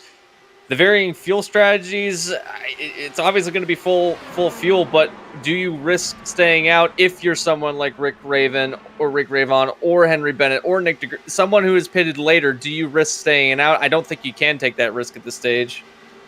I think we basically are going to have ourselves somewhere in the vicinity of 30 laps to go with everybody with a clean blank slate. Unfortunately, Musselman did bring out the yellow flag. Musselman, I don't think, hit anything, so he has got a pretty fresh car. He will, however, be quite a ways back now, running in 20th. To tell right there, obviously almost got run into the back up by Dylan Moskowitz. Credit to Moskowitz checking up, trying to allow him to gather it back up. And when they went into turn 2, you saw the 54 snap loose. I don't know if there was a little bit of gap whack that took place there, or if he just entered that corner so shallow that the back end didn't stick. But Moskowitz did a great job of giving all the space possible to let Musselman gather that thing back up. That could have been a multi-car wreck, and we got away with just a solo car incident. Everyone on the pit lane, Van de Son led everyone down. All the lead lap cars now taking on full service, and I thought that they would. It'll be a battle of who can get in and get out quickest, and I think that if everything holds the way it is, it's going to be Van de Son with the lead of the race as everyone hits their pit box. Van de Son already down and away. Right behind him comes out Rick Ravon. Oh, he might just barely get Forsyth at the line. Rick Ravon will move up into 3rd place. Henry Bennett will be in 4th, and Nick DeGroot gets out 5th. The benefit now is that they've caught up to the leaders. Back to that question you had there, Anthony, of if we had a caution, who would the favorites then be? Let's bear in mind, if it were maybe a sprint to the finish, you would look at the top 2 and say, they might be able to hold off the guys behind, but we're going to have ourselves about 30 laps here to the checkered flag. There's still plenty of time for guys not even in the top 10, maybe back in the top 20. If they've got a fast enough race car, can, determine the draft, get the runs. We could see them up here inside the top 5 in the closing stages. And again as well, we saw this the midway portion of the race. When that first caution finally flew, everybody got stacked up and we started to see a couple more yellows as a result. And I don't think that we're out of that range of having cautions done yet, because now that everyone's gotten back up together, now it's kind of lit a fire on some of them that says, okay, I've got a legitimate chance now to get to the front of the field. I'm going to try and put my car in places that I normally wouldn't do, because we're coming down to about 30 laps to go in a couple laps time, so it's crunch time. You are within the fuel window now, plenty within the fuel window for all of these drivers, so the aggression level will ramp up. And what the scary thing to me is, though, is that towards the end of the run, yeah, we are within the fuel window, but these cars are going to be planted for the first, 5, 10 laps. But then we've noted throughout the race that once the cars get lighter, they become way harder to control. These drivers that are going to, if we go green all the way to the end of the race, they're going to be at their lightest point by the time we get to the end. And if we have a couple of daring moves, we might have some incidents like we saw with Musselman, where cars so light, you hit the wall a little bit and it just goes around in the next turn. Looks like Chris Fowler played the strategy of staying out, was on the lead lap when the caution came out, and so therefore he's going to be back in the lead lap. You saw Scott Rankin in the 49 going around. He was the lucky dog. So of the 25 drivers that are still in this race, 24 will be on the lead lap. The only car 1 lap down is going to be James Watson in the 39. So keep an eye on this, because all of a sudden we're starting to get some more players into the conversation. We know that 20 of Chris Fowler has the pace to be up there with the race leaders, and oh boy, I'm telling you what, guys, we just saw there 47 lead changes so far here today, 5 cautions up to this point in time. Last season, we saw the yellow flag wave for 7 times, and we've still got a good chunk of this race left to go. They do turn quick laps here, but it is 2.5 miles to make a circuit here at Indy. It is indeed, and we have still lots of racing to come. Van de Sant, the leader of the race. It'll be Craig Forsyth in second place. Rick Ravon, Henry Bennett, and Nick DeGroot will make up the top 5. The top 10 is going to be Cook, Teed, Moskowitz, Herrick, and Peterson to settle it out for 30 laps around the Indianapolis Motor Speedway. What will happen throughout this last 30 laps? No one will be able to tell until we get to the end of it, as Van de Sant will be the control car in just a few moments' time. Drivers that we saw at the back of the pack might show their way up to the front in the couple of laps. We're waiting for the green. Van de Sant waiting to go. He's got a long hold. We're back racing here at Indianapolis. And if you're Van de Sant, it's defense time. I think it's time Morales. to set Joseph Morales, Ryan Kelly up into the air there on the front straightaway. Almost immediately the caution comes back out, and it was at the back of the field. I think it was just a stack up at the back. Fowler and Alex Coates were caught up in that one also. It looks like he just kind of got drove in the back of. And that's a really big shame for the 13. Ryan Kelly, he's been fighting so hard today. He is the only one out of the drivers involved in this wreck that still has a faster pair available. The other 3 do not. Let's see where this even started. Was it with the 10? No. Starts with Fowler, perhaps. Yeah, Fowler just kind of drove in the back of him. Looks like he gave him 1 bump, and then I don't know if the 60 just didn't get going fast enough, or he didn't realize, but he got drove in the back of him. Just turned. Oh, wow, and then that was, I believe, Coates in the 10 that clobbers him from behind. But the way that the restarts are here, the race leader, Van de Sant, has the choice of when he wants to accelerate. You are 20 cars back as these guys are. You're trying to anticipate when that leader is going to get going, but I think even more so when you're back there in that kind of a vicinity, you have the responsibility of not really worrying about what the leader is doing, waiting until that car ahead of you accelerates to avoid something like this. Yeah, and it's difficult to time when you can actually do that. And again, it happened with Morales. It just got ran over, so this is shenanigans at the back of the pack. And I think it also ties into what we were talking about earlier, where the nerves start to ramp up. You want to go. You know that you have a fast car, and this is the first time in a long time that you've had a chance to get to the front, and all of a sudden it collapses all around you. So we'll have to stack them up and try it again. But another caution comes out, 6th yellow of the day on lap 174, literally as we were taking the green flag. This is on board with Alex Coates in the 10 machine, and getting pretty low down there in the cockpit. Look at how the incident happens ahead of him, and there's just no reaction time available to that car that is ahead of him. But he's looking at the back of that car. All of a sudden, the seas part, and there is, oh man, there is 20 of Chris Fowler just sitting in the middle of the track, just nowhere to go. I just stacked up, couldn't do anything about it. It's an unfortunate place to be in, really, because you didn't do anything wrong. You just got ran into by another driver, and it's such a hard luck for the. I don't know. There's not much else to say about it. It's just hard luck on a restart. Can't really do anything about the guy behind you. You know what? It's gonna be chaos from here on out. Just because I'm seeing in the chat right now, there's no more strategy. It's all fastest car. Give and take period is over. It's all take at this point in time, and 3 drivers taking their cars to the garage area. Now Alex Coates will finish 23rd, Chris Fowler 24th, Joseph Morales in 25th. Mentioned that Ryan Kelly had his faster pair. He came down, he took it on. He'll be restarting off the lead lap, it looks like, in the 22nd position, as he was not able to make it back around to his stall, had to call for a tow, loses a lap as a result. While he loses a lap, James Watson gains a lap. He got the free pass. He's back in the lead lap in 21st position. So we'll set them back up for you.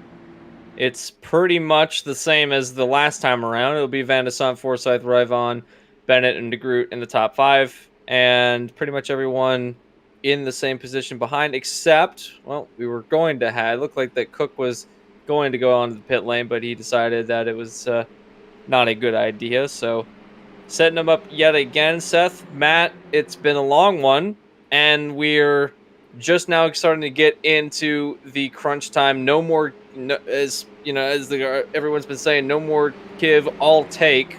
Who do you think is going to end up, the most to take right now? Because I have an idea who one of the drivers is, but I'm going to let you guys go first. I think Rick Rayvon is all take here at the moment. I think it's take no prisoners. It's going to be a complete send. I'm going to go Nick DeGroot. I think that caution prior to this one gave him new life. Saw that he lost touch with the top 2, and it was a 3-way battle between himself, Forsyth, and Van de Sant for the majority of that last green flag run. Back into the clutches of Rick Rayvon, Henry Bennett, back in that 5th position, led the most laps here 2 seasons ago. Think that the former champ wants to find another trip to victory lane. He wants to finally close out the deal.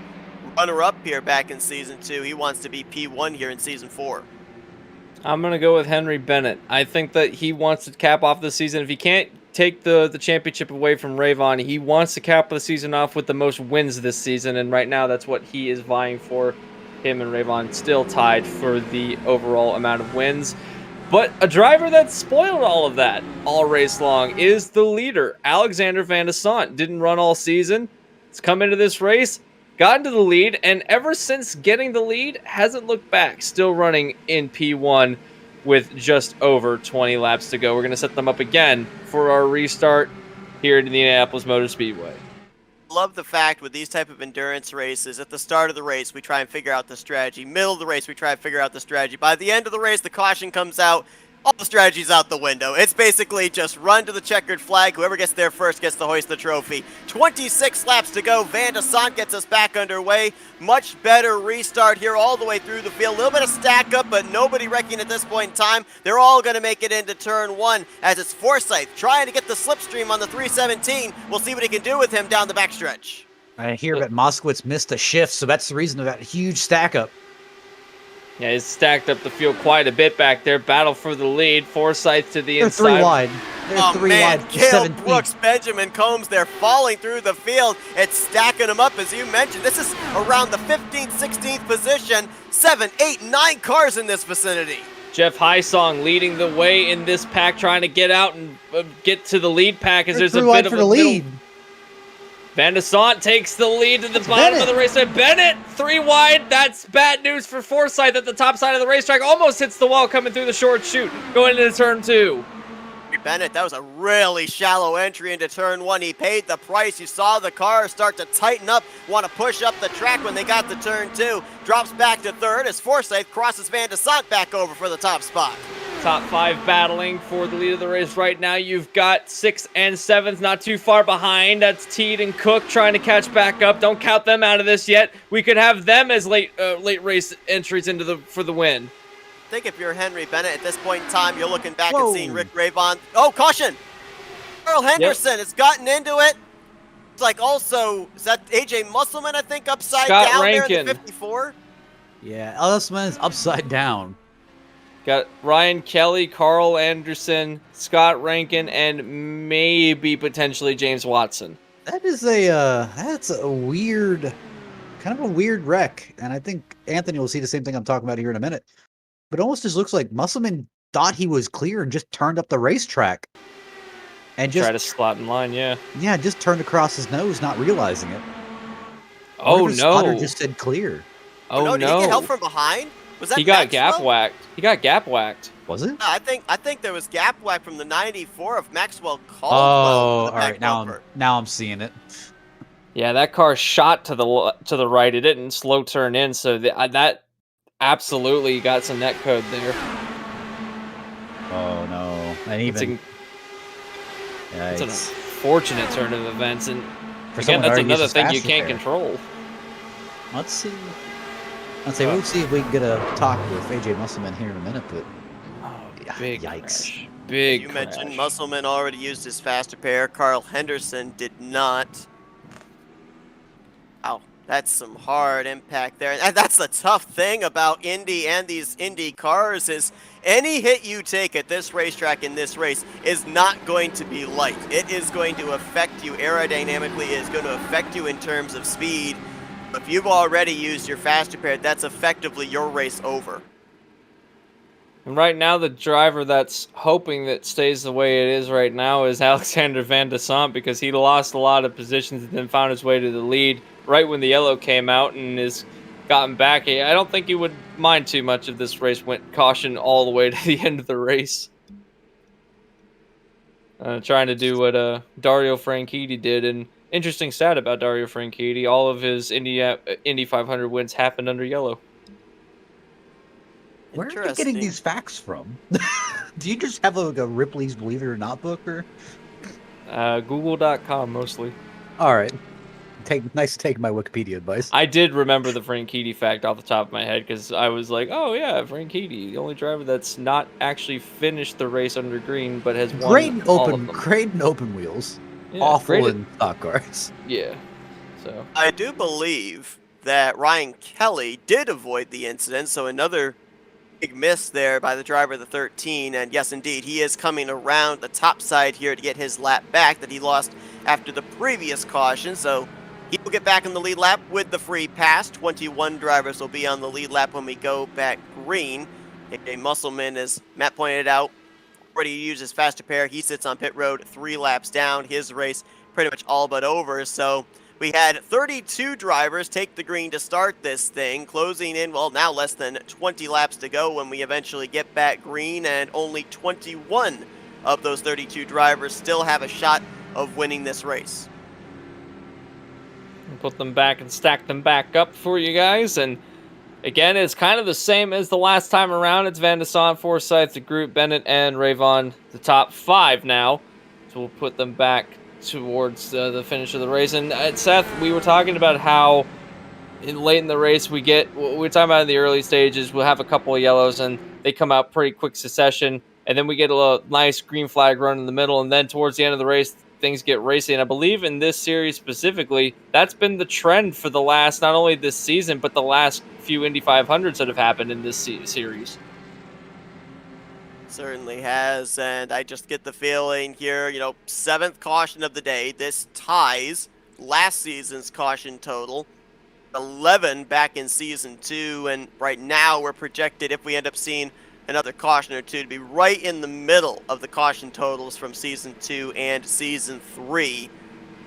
If you're Van de Sant, Do you want to see those late race yellow flags, or do you want to see this thing go green to the end? Because to your point, Anthony, as soon as he lost the lead and fell back to around third, fourth, he charged right back up to the front again. So he's got a fast enough car under green flag conditions, but do you want to have these caution laps to aid you in not having to defend that race lead under green flag conditions? I think you definitely want to race for it. I don't think there's any driver in this field that wants this race to end under yellow, but at the same time, it's going to be difficult with more than just you and another car to try and gauge when you can make the move, because you've got 4 to 5 other cars behind you that are also timing their own run, so you're going to have to slot in line, figure out what you want to do, and hope that you don't run into each other. This is kind of typical what we see in Indianapolis, where we get into late runs. The lead of the race will change hands frequently, and sometimes they may end up a little bit unfortunate for some drivers. We're not going to know the winner until that line on the white flag. We're not going to know the winner because it's so dynamic. Even out of 4, we don't even know the winner. Absolutely not. I wouldn't be able to pick a winner out of this, even if we tried. It's out atop the pace car, going back green this time around. It is going to be 20 laps to go, right on the mark for these guys. So a 20-lap dash. Desant, Forsyth, DeGroot, Bennett, and Rick Ravon. Desant looking for his first Indianapolis 500 victory. Forsyth, a former Indy 500 winner. DeGroot and Henry Bennett, the last 2 runner-ups. And Rick Ravon trying to have the cherry on top of a championship season with an Indy 500 victory. They're going to lead Cook, Teed, Herrick, Peterson, and Moskowitz, the rest of the top 10, to the green flag. 20 laps left here at this historic Indianapolis Motor Speedway before we crown ourselves a winner and a champion. Good start there for Van Desant. Van Desant pulls out to a pretty good lead over Forsyth. To group right behind Forsyth as they thunder into turn 1 through the short chute into turn 2. Ravon now to the inside of Bennett, trying to make that position done. And this is a bit of a statement between both him and Bennett, knowing that they were both in the championship fight. Ravon's already pretty much locked up the championship. 3 wide for the lead go between Forsyth, Van Desant, and DeGroot. There's a battle for second between DeGroot and Forsyth, and then they stuck Van Desant up to the top side, making it 3 wide going into 3. Nick DeGroot, the former champion, is going to go to the point for the first time in quite a while. Now, wreck in the back! It's Benjamin Combs, Scott Rankin hitting hard in the inside wall. Brandon Passalacqua's in that mix as well. Throw Scott Rankin in there, I think he got a piece. No, he did not get a piece of it. Benjamin Combs also with damage. That really looked like just not realizing where the nose of your car was. Looks like Maxwell just didn't realize how close he was to Brandon Passaquela and just ended up running him over out of the exit of the corner. And Benjamin Combs had nowhere to go and just ran right into him. Definitely a little bit of contact that sent them around. Actually, all 3 of them hooked together and went straight into the inside retaining wall. Gonna say, for hitting the inside wall, Brandon Passalacqua's car didn't look too bad, and then I noticed it was skewed to the left coming down the back straightaway, so obviously some suspension damage. And turn 4 has been a very interesting area for a lot of these guys. There's now, about 5 drivers that have hit that inside retaining wall off the final corner? There's a little dip in turn 4 that isn't around the other type of all the other turns in the racer circuit, and that kind of upsets some cars. And if they back out of it like we saw here, this was just simply car slows down and then everyone piles into it, and inside wall comes up aggressively close when you come down to this section of the racetrack. So tough break for all of these drivers. Board here with Benjamin Combs, who is right behind Maxwell Caldwell on the 94. Nowhere to go as both cars in the inside line just slow rapidly in front of him. Hard impact into that inside safer barrier, and Benjamin Combs had used up his faster pair back during the first half of this race. He's done a nice job up to this point of keeping his nose clean, keeping his hopes alive, but is effectively going to take him out of the running of this race victory. Believe Passalacqua still had a faster pair available, and I'm not really certain about the extent of the damage on Maxwell Caldwell, but we know that he definitely had damage earlier on after a spin off of turn 4 in the early stages of this race, and already was a faster pair in the hole. So we'll update it on that as he is down to the attention of his crew on pit road right now. to get repaired. Trying to get back onto the racing circuit. Both of them are. Oh, we got Caldwell back onto the racetrack. He's still in the lead lap, I think, so might be able to at least get something out of all of this. Pascal Lacroix is now back onto the racing circuit as well. Line up into 19th as Benjamin Combs, I think, has officially put it behind the wall. Night or day done for the 77 team. And if I'm not mistaken, maybe AJ Musselman might throw in the towel as well, as that car is still sitting on pit road. And I don't believe he has a fast repair available. And that is indeed the case. He is. I don't think that car's going to get back out, which officially gives us, with 20 cars running on the racetrack, Benjamin Combs will be the first of our latest retirees, and AJ Musselman not retired yet, but realistically out of the hunt for this victory. I want to see if we can maybe get a quick interview with the group before it gets back going. Absolutely. We can dial up our race leader, see what he's thinking here after that 3-wide move there on the back straightaway that has him as our race leader. Well, Restart, actually, that's gonna... doesn't appear like we have the Groot. Oh, Looks like he okay. is. Looks like he's hiding from us.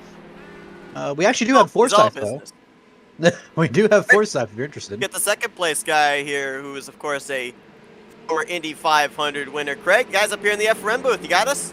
I gotcha.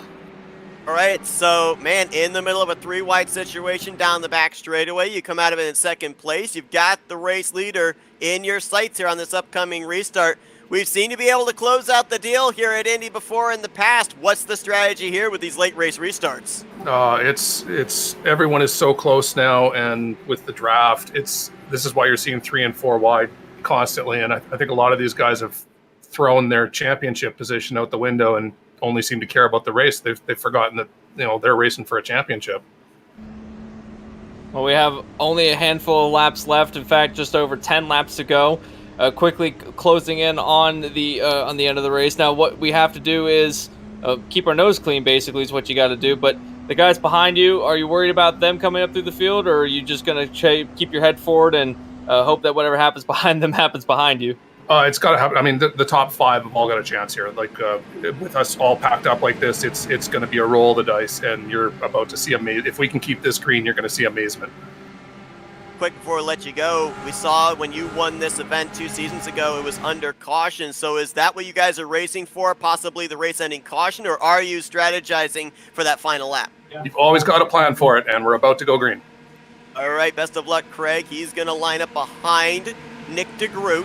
He'll have Alex Van de Sant behind him in 3rd place, Rick Ravon and David Cook. That's going to be the top 5. Henry Bennett, Charles T., Jeff Heisung, Jim Herrick, Dylan Moskowitz is the top 10. We've got 20 cars on the lead lap, all of them with a shot to possibly win this thing, depending on what happens in the final stages of this race. 16 laps to go as DeGroot gets back up through the gears. And now we're starting to see them using that low line, snaking it down to the inside to try and use the defensive lines down the straightaways.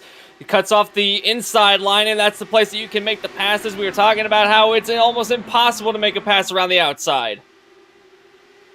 To wonder here, I mean, we heard no wide. blocking available, and there you see why they're going to be 3 wide. Look at Rick Ravon trying to figure out where can I go. He follows Forsyth up the middle. Now he'll tuck behind Van de Sant, but with the no blocking rule in effect here, I mean, how difficult is it going to be for these guys to defend these runs in the closing stages? It's going to make it almost impossible to defend a run down these straightaways, trying to figure out what is legal, what is not. We're 3 wide again, almost 4 wide as somebody behind them was trying to duck out of it. Rick Ravon goes to the lead of the race. Can they get through turn 1 clean? As on the extreme outside line is Forsyth. It was David Cook that was up. 4 wide, Ravon around, hard into the wall. Forsyth up into the catch fence. Barrel rolling on the top of the safer barrier. Caution out for the 9th time. A huge wreck up in turn 1. A terrible crash as both of them go up and over under the catch fence, and Forsyth is towed into pit road now, and it was contact made between himself and the race leader at the time. I think it was between him and Van de Sant. Man, they were both going for the same position, unfortunately, and it's the last few laps, and I didn't expect very much give, and I expected a lot of take. Remember what we just heard from Craig Forsyth. He said anybody up inside the top 5 has a shot of winning this race. Now he's back in 20th. Ravon's back in 19th. Granted, the both of them have a faster pair available. Forsyth might lose a lap, though, having to call for a tow. Ravon's trying to get that thing back to pit lane. I think he might do so, but they're outside of the top 5. So does that effectively take them out of the running of this Indy 500 victory? Easily I see that. And, I keep looking at that replay. I honestly don't think Alexander Van de Sant did anything wrong. No, I mean, you see Ravon come down a lane. That was a complete racing deal. It was just hard racing for the lead of the race. Now, something that you could argue is that Van de Sant could have moved out to the inside of the racetrack a bit earlier, but there's no rule that says he has to do that. And it's just a racing deal. An unfortunate racing deal nonetheless, but still, it's just a hard thing to do. And credit to Van de Sant for saving it, but definitely hardships for Craig Forsyth and Rick Ravon. And I want to ask this. I don't know if he can, as Forsyth's retired from the race. I don't think that he can, but championship implications I don't think apply here because I don't think there's enough cars on the field for it to matter at this point. Try and do some number crunching here for you, but I think you're right. I think that with the number of cars we've got out of the race now, and the furthest that Rick Ravon could possibly finish would be in the 19th position. I don't think even with a victory here today, Henry Bennett would be able to overcome the gap of 58 points that separated himself and Rick Ravon for that championship trophy. Unfortunate for well, this has happened with any more cars on the field. We might have been saying a different story, but this is, I don't think, within championship range for our two protagonists. But Rick Ravon still on the pit. Actually, he's coming around now, trying to make some positions gained, or trying to stay on the lead lap, really. He's got one faster pair that he can use, so he undoubtedly will use it here, as he has gotten the faster pair done and backing away. He's not out of this hunt yet, He could still win this race. I don't think it's likely, but he could make his way through the field if there's some kind of incident happen, and I wouldn't be surprised if we see him at least in the top 10 by the end of this race. So we've had Henry Bennett out in front. He's led a lap. So right now, if he wins this race, the most points he would get would be a total of 51 points. If Rick Ravon finishes where he is at right now, and he's led a lap, he would get 12 points. So there is no way mathematically that 58 points can be cut into, and for Henry Bennett to be able to pass Rick Ravon for the championship. That's not going to stop him from trying to win this race for sure, but at this point in time, with the fact that we've got so many cars back in the garage area, each car that went back behind the wall just made the chances greater and greater for Ravon to be able to take this championship trophy, and made that long shot scenario for Henry Bennett be less and less. And as if these drivers didn't have enough things to worry about, now there's these guys down here that are thinking, hey, please do not interview me during this caution period, or else I'm going to end up in the catch fence over in turn 2.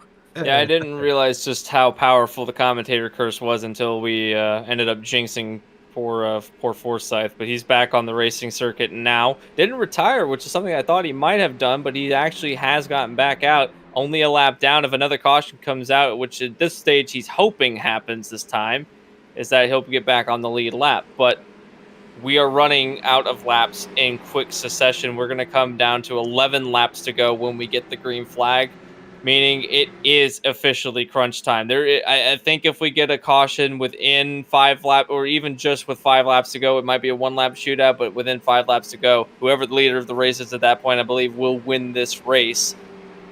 Van de Sant will be the leader. David Cook will now be in second place after all of that chaos. Nick de Groot will find himself in third. Henry Bennett, Charles Teed, Herrick Hysong, which for some reason has found himself into the top 7. And I have no idea how. He's been all over the racetrack. He's had cars run into him. He's been in the wall a couple of times, but he still finds himself in the 7th place, which really just, hammers home the never give up attitude.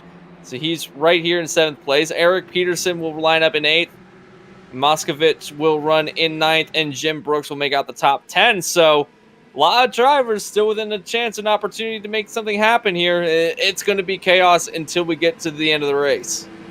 I remember when I brought up the question about David Cook in relation to if it came down to him and Rick Ravon, if he would go for the victory. Well, you said you want to make sure you get that championship. Ravon's got that championship now. David Cook's had 7 starts on the season, 3 of those finishes inside the top 5. Best finish at runner-up at Iowa Speedway.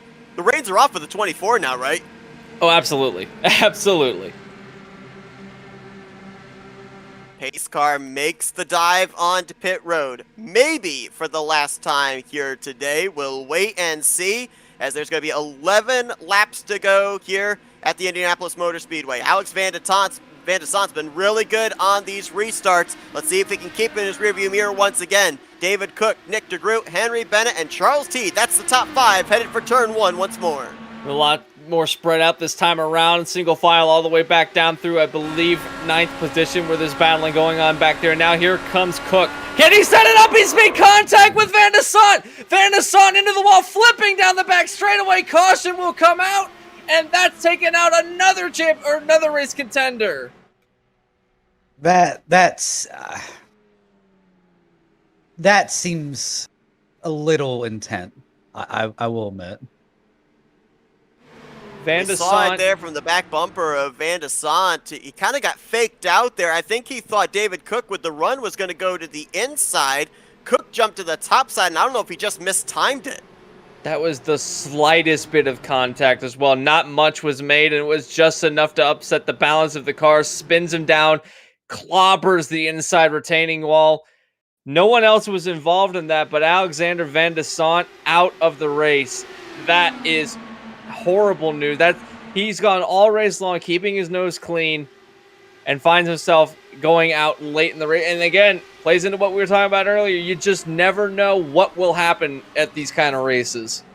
Mentioned the fact that the drivers that have led the most laps in the last 2 Indy 500s have not gone on to win the race. I posed the question back during that 4th long green flag run when we had Forsythe and Van de Sant swapping the lead back and forth. Were these the two guys to settle it out? They've been involved in back-to-back cautions now. The commentator's curse is another factor into who wins these races apparently too. So, for all the good luck that these drivers get, well, I wouldn't necessarily call it good luck, for all the skill that these drivers portray over the course of the last few laps. It just comes down to these kind of instances where the slightest contact will send these cars around, and I think that's what happened here. I don't think that David Cook should get a penalty for this. If he does, I'll be surprised, but I think that was just... he was trying to go to the outside. The guy in front also went to the outside. I don't think that there should be a warranted penalty for this, but this puts David Cook in the lead, and if this is going to... if he can keep this lead, then this is going to be incredible for him. We're going to get, 2 to 3 laps left once we go to green? Somewhere in that vicinity, maybe 4 laps left in this one. Let's address the elephant in the room. How in the world had a single car incident? Because Van de Sant hits that tire barrier. The way it's angled, it juts him back out onto the racing surface. Everyone scatters and nobody made contact. I mean, that is so unpredictable on where is Van de Sant going to be when my car enters the vicinity. How it was just the 317 involved in that wreck is an amazing job. And you mentioned it, skill by these drivers. We'll line them back up again. It's going to be a much different looking top 5 now. Alexander Van de Sant has officially retired from the race into 20th position. Craig Forsythe now moves up a place into 19th, and this was what he wanted. He's now back on the lead lap. I just don't think that there's enough laps left for him to make a huge impact onto the win of this race. But David Cook, Nick DeGroot, Henry Bennett, Charles Teed, and Jim Herrick will make up your top 5. And then we have Jeff Heisel moving up into 6th.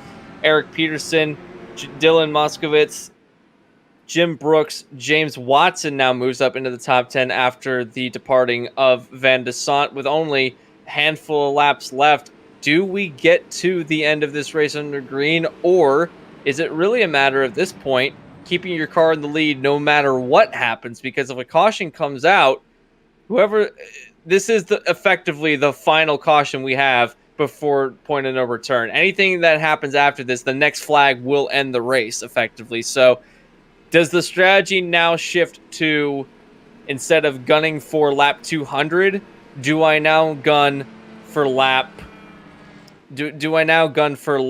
whatever the caution comes out, or just keep your car in the lead no matter what? Oh boy.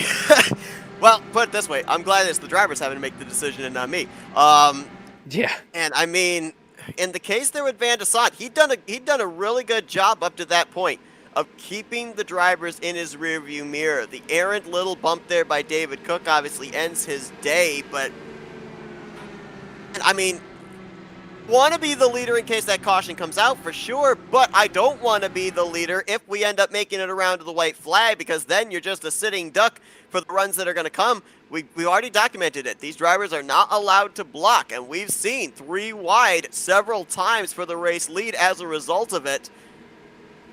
It's between a rock and a hard place for sure. I think it's basically just a bit of a crapshoot here. You basically play the cards that you're dealt based on what the scenario is. I think your mentality has to be you're going to get your car to the front and try and keep it up there, but that's obviously easy for me to say up here in the commentator's booth.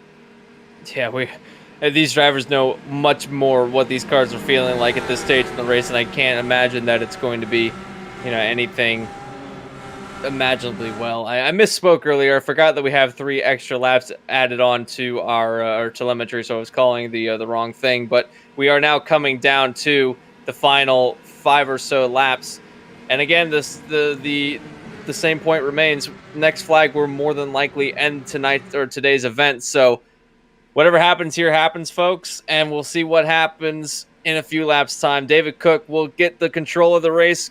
Will he wait? He's waiting. He's gone now. David Cook gets us back underway.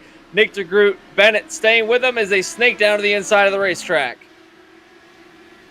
Get that too big of a lead, can David Cook, because DeGroot, Bennett, Teed, they'll draft right up to him quickly here through 1 and 2 and on to the long back straightaway. There you see it. Gap closes. DeGroot to the back bumper of David Cook down this back straightaway. The snaking begins, trying to cut the draft. DeGroot with the slipstream gets the run to the top side, headed for turn number 3. Bennett thinks 3 wide. Oh, he almost slid right in between them, but DeGroot will take the lead of the race. Now Cook will set up a slingshot down to the inside of the outside of the racetrack, trying to get the momentum down, but to the inside goes Henry Bennett. Down to the inside, nose to nose, and now what we got is a 3 wide situation almost between second place, 2 wide for the lead. Nick DeGroot and Henry Bennett in a battle. Seen Nick DeGroot do this in the past at Indianapolis, right down on that white line. If you're going to pass him, you're going to have to do it the long way around the racetrack. Maxwell Caldwell.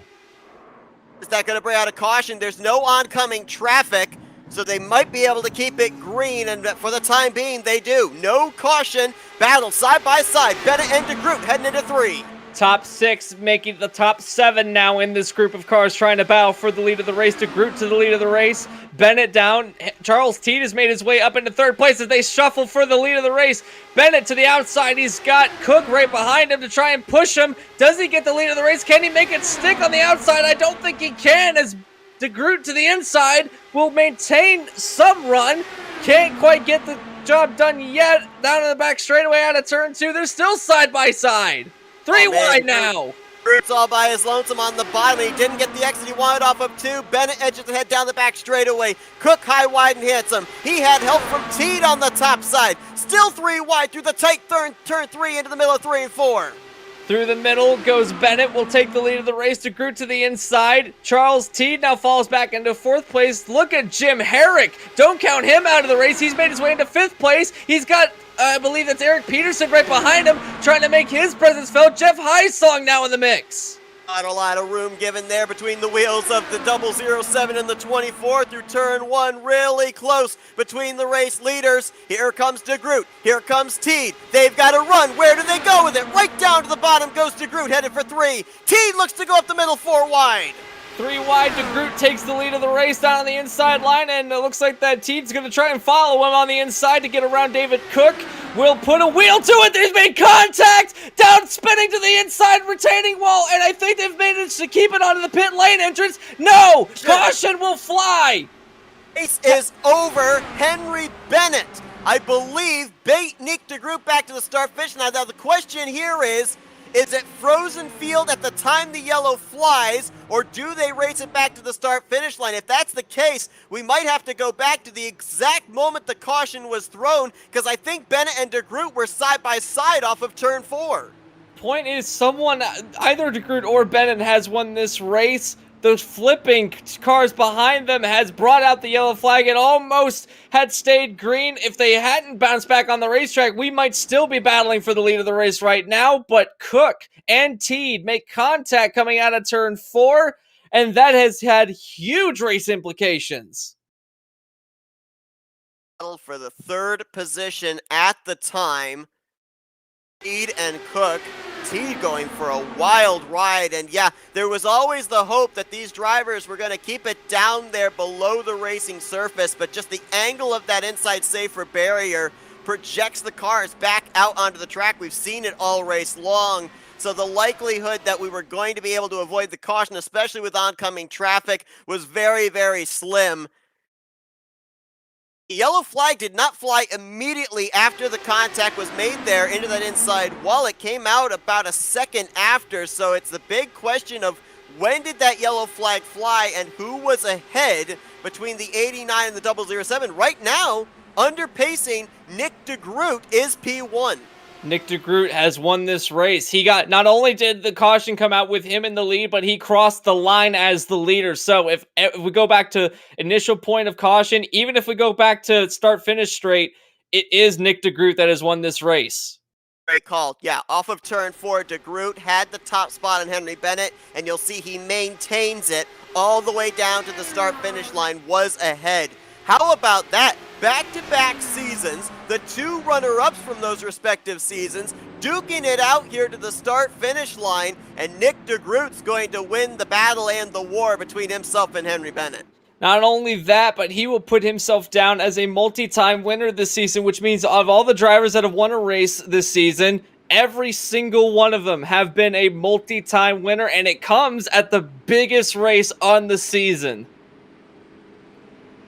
Closest finish with the checkered flag waving in the Indy 500 here for the Dark Horse Racing Series was last season, 18 one-thousandths of a second. Now, obviously, this race is going to end under yellow, but it was that battle back to the start-finish line that decided this thing. I would have loved to have known what the interval was between DeGroot and Bennett when they crossed the line there to receive that caution.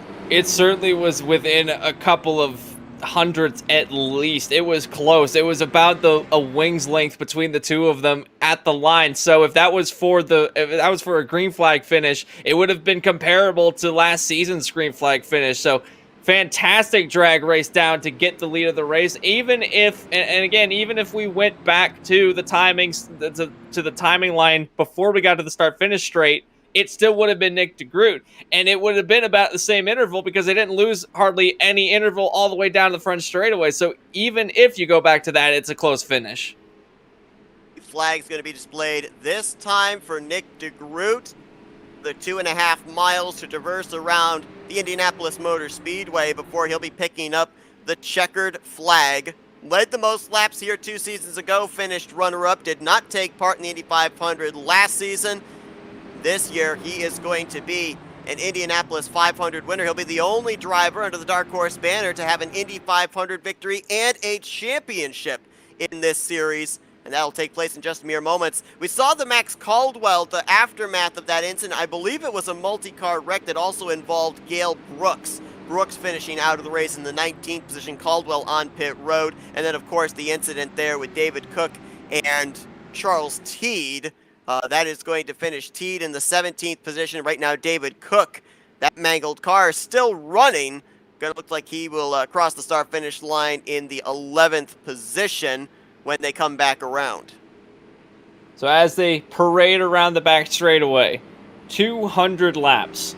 We started out with 32 drivers. We're going to end with 16 running on the racetrack. Battles all throughout the race, a long green flag run in the middle, and now we've crowned a champion. We're about to crown a champion in both Nick DeGroot for winning the race, and not only that, but Rick Ravon will officially be the champion of the Dark Horse Racing Series, and this will be huge for next season. Going into this, he dominated the second half of the season, winning 4 out of the last, I believe, 7 races, and he'll make that 6 races, and he will be the champion. But don't take anything away from Nick DeGroot. He put himself in the position he needed to be in and just edged out Henry Bennett to take the lead of the race. Albeit it was under yellow and not under green, he will still be able to kiss the bricks. win is still a win here at one of the most historic tracks, the motorsports circuit. It branches all types of different motorsports, whether it's stock cars, whether it's open wheel racing, and Nick DeGroot crosses the yard of bricks that he will be kissing momentarily. He is the winner of the Season 4 Dark Horse 500 presented by Troy Lee Designs. Long road to get to this point for the former champion, but he finally closes the deal. And a feel-good moment as well. He did everything he needed to do in order to put himself in the spot, and that includes being in an opportune spot where something were to happen behind him. And that's what I thought we were going to talk about. Do you race for the lap 200, or do you race to be in the lead? And I think he shifted his focus to race to be in the lead no matter what you have to do. And this 89 crew is ecstatic down on the pit lane as they have just crowned ourselves a race winner. Also crowning ourselves a champion in Rick Raven, as he will be parading around to the front straightaway to join Nick DeGroot in a dual celebration. Both of these drivers have something very important to celebrate today. Another championship won here tonight or today as well, and that's the Manufacturers Championship, the team championship. Factory Back Motorsports came into this race basically already clinching that championship, but how about DeGroot and Henry Bennett, the Factory Back Motorsports teammates, 1-2 here to close out that team championship for the season. And that's a great bragging rights and great momentum heading into the next season, as DeGroot has stopped on the front straightaway, burning it down tonight for the fans, and just got to live in the moment right now for him. We've got some feel-good stories all the way through the top 10 here. A lot of drivers that had struggles in the early going of this race to finish out the fourth season of the Dark Horse Racing Series on pretty high notes and able to ride some good momentum into the fifth season. Henry Bennett, his teammate, and some burnouts as well. The 1-2 finish for the team cars out of Factory Backed. Ravon now going to enter into the vicinity, and he gets to do his championship burnouts on the front straightaway.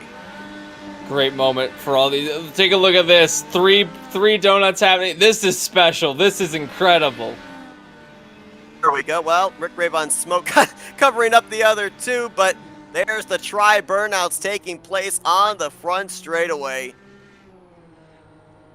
And you take the biggest race of the season, you put it as the season finale. The championship is on the line. The big win is on the line. You come into this hallowed ground of Indianapolis, and there is just a big-time feeling before the green flag even drops, and the adrenaline rush, it just continues to pick up the closer you get to that checkered flag. The drivers feel it. The fans feel it. We feel it up here in the booth.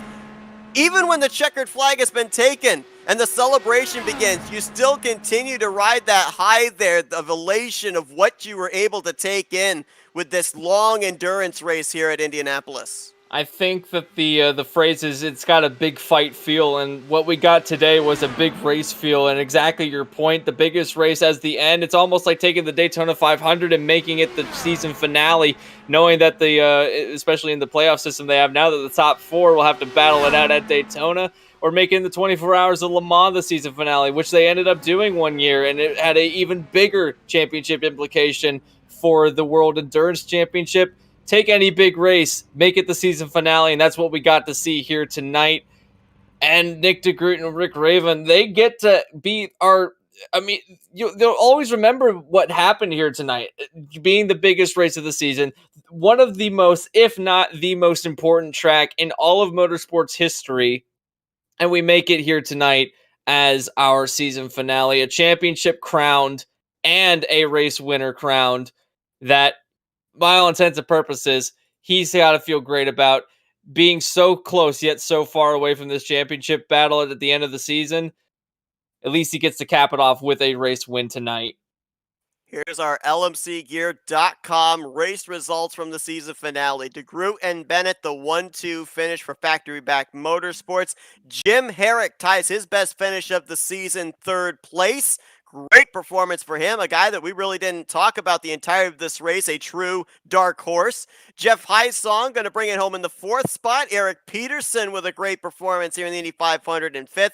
Dylan Moskowitz, I mentioned, he wasn't even thinking about running this race, but decided to qualify, decided to run. Well, he'll be glad he did. He gets 6th. Your champion, Rick Ravon, in 7th. James Watson was 2 laps down in the first half of this race. Got the free passes to get back on the lead lap. He'll finish in 8th. Jim Brooks got the wall, had to make an unscheduled pit stop. Lost a lap as a result. He finishes 9th. Ryan Kelly, who had that amazing avoidance on the front straightaway with that big wreck, got involved in a chain reaction wreck on a restart. He's going to get a top 10 finish. There's a lot of guys how the race was looking very bleak for them in the first half of this race, and all of a sudden a little ray of sunshine with those late race restarts, and they're going to be having good finishes here in the closing stages of this one.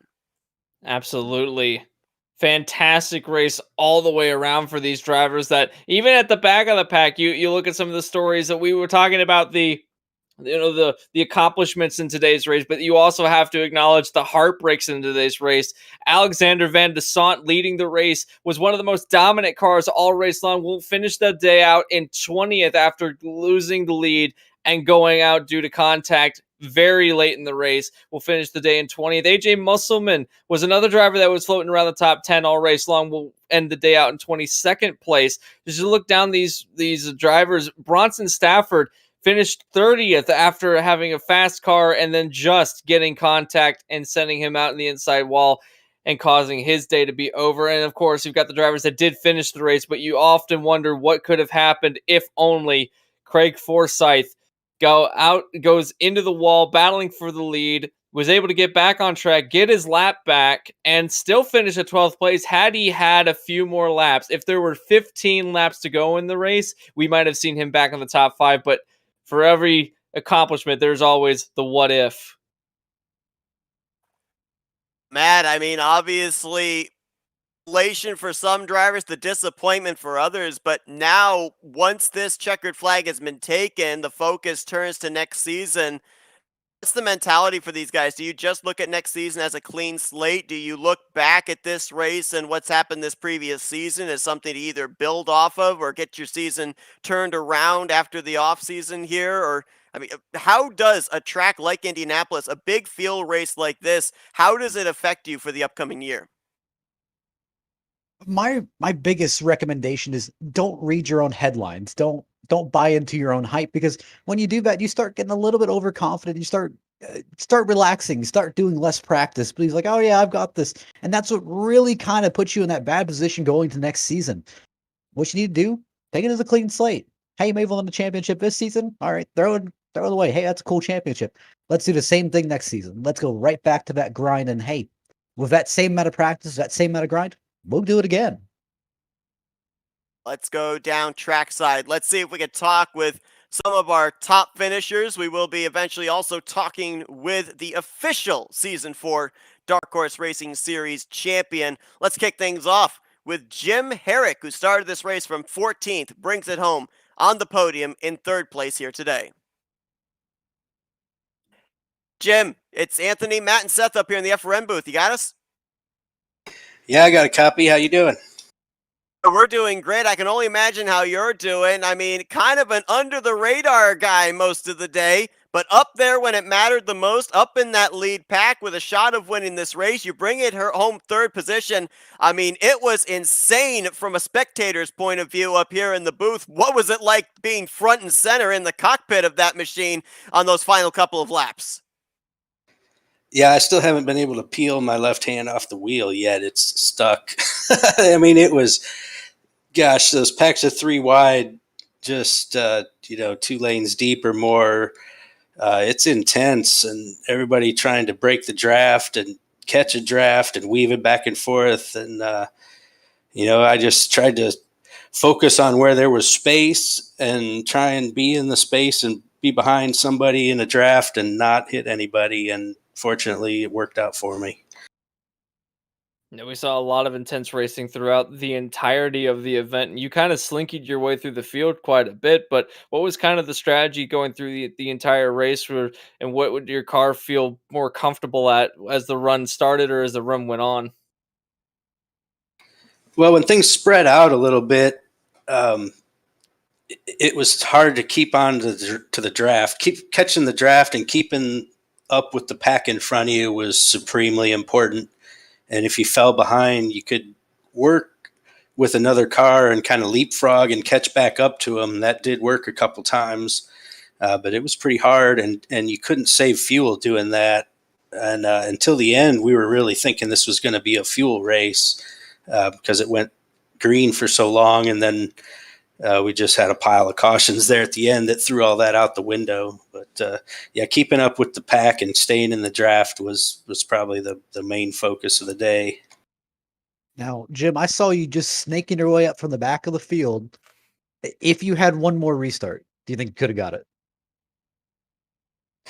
I'm happy there wasn't another one, to be honest. I'll take third and just sit on it. I don't know. Those guys up front, Nick and Henry, they're amazingly fast. They're great racers. I don't know if I had much for them. Anything can happen though at Indy. You got that long straight, you get a good draft. So, I possibly could have snuck in there, maybe bumped myself up a position or two, but I wouldn't bet on it regularly. Well, Jim, congratulations on the third place performance here. We mentioned it ties your best finish on the season. You had a third at Long Beach a couple of weeks ago. Great job of keeping your nose clean. One of the few guys up there inside the top 10 that still had your faster pair intact, which meant that kept yourself out of trouble. And there when it mattered the most at the end with a shot of winning this thing. But congrats on the great performance to cap off this season. And we're now going to give you the opportunity to thank some sponsors and do some shout outs. Yeah, thanks so much. I want to thank all you guys at FRN, ESTV. You guys do a great job of covering the races. I want to thank my sponsors, lmcgear.com, and our partner, Unite to Light. We're giving away some cell phone chargers and emergency lights to the winners of today's race. So I really appreciate them. And Happy Trails Chili, who's sponsored us with Alex. It was really kind of a bummer not to see my teammates up there. Craig and Alex had such a good run today. They deserve to get a better finish. So give a shout out to them and Charles and Eric and everybody that puts on the Dark Horse League. They do a great job. I've had a lot of fun this year. So thanks to everybody. That's Jim Herrick. He ends off the fourth season of the Dark Horse Racing Series, third place here in the Indianapolis 500. Congratulations once again on a great run, and best of luck in the upcoming new season. Yeah, thank you so much. Have a great day. Let's see if we can get our second place finisher. Second here today in the Indy 500. Second in the championship standings, the five-time winner, Henry Bennett. Hey, Henry, it's the guys up here in the FRN booth. You got a copy? I have a copy. All right, man. I mean, so close to picking up this victory here today. Unfortunately, with the race ending under caution, we weren't able to get the exact interval between you and that front wing of your teammate, Nick DeGroot, but maybe one of the closest finishes we've seen here in the Indy 500 under green flag conditions. Man, just what little more did you need to get him at the line there? Because it looked like you pulled off the side draft really well there off of turn 4, coming to what was going to eventually be the race-ending caution. I mean, if I'd known there'd be a caution coming, I maybe would have stayed in Nick's draft for a split second longer, and maybe that would have given me the front wing ahead when the caution came out. But even then, I don't think so. Yeah, Nick had that one. I don't think there was much I could have done about it differently. But yeah, 1-2 in qualifying and 1-2 in race. That's almost a win for me. So yeah, I'm really happy for Nick and to get second myself. So we worked well as a team all race, and especially that last after that last caution, we were working really well together, just holding the bottom 2 lanes so no one could get a run on us, and yeah, it worked perfectly. Definitely was a interesting race throughout the course of the event. Had a lot of different shifts and tones to it, but at the beginning we saw some green flag runs with some cautions sprinkled in, and then we went into a long green flag run that lasted almost 100 and so laps, and then we ended up with a a bit of a mad dash to the finish of the race. What was your car feeling like throughout the event, and how did it shift throughout with the track conditions, and what was the car most comfortable at? I don't think it was uncomfortable anywhere really. To start with, me and Nick thought we might try to get a breakaway if possible on the first start, but they reeled us back in. So from then on, we were really just counting laps, saving a bit of fuel when we could, just to make sure we got into the pit windows. But my main weakness was trying to push the fuel slightly too much.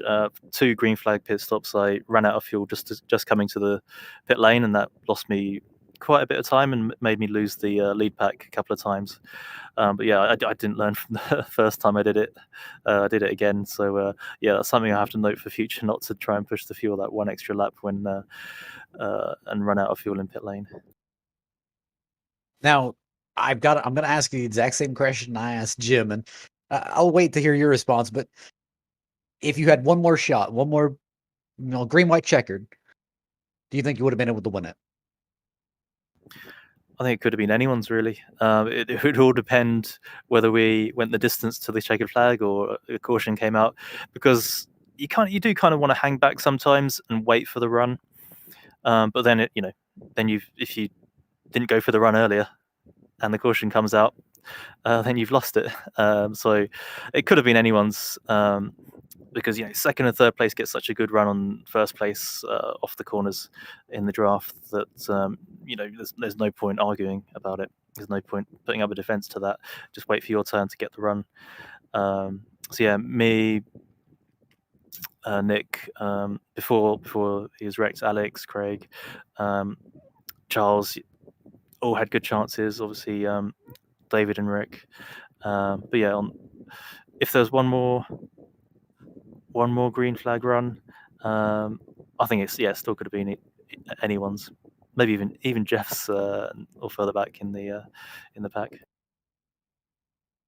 No doubt, Henry. You had a strong car today, a mainstay up inside the top 5 the entirety of this race.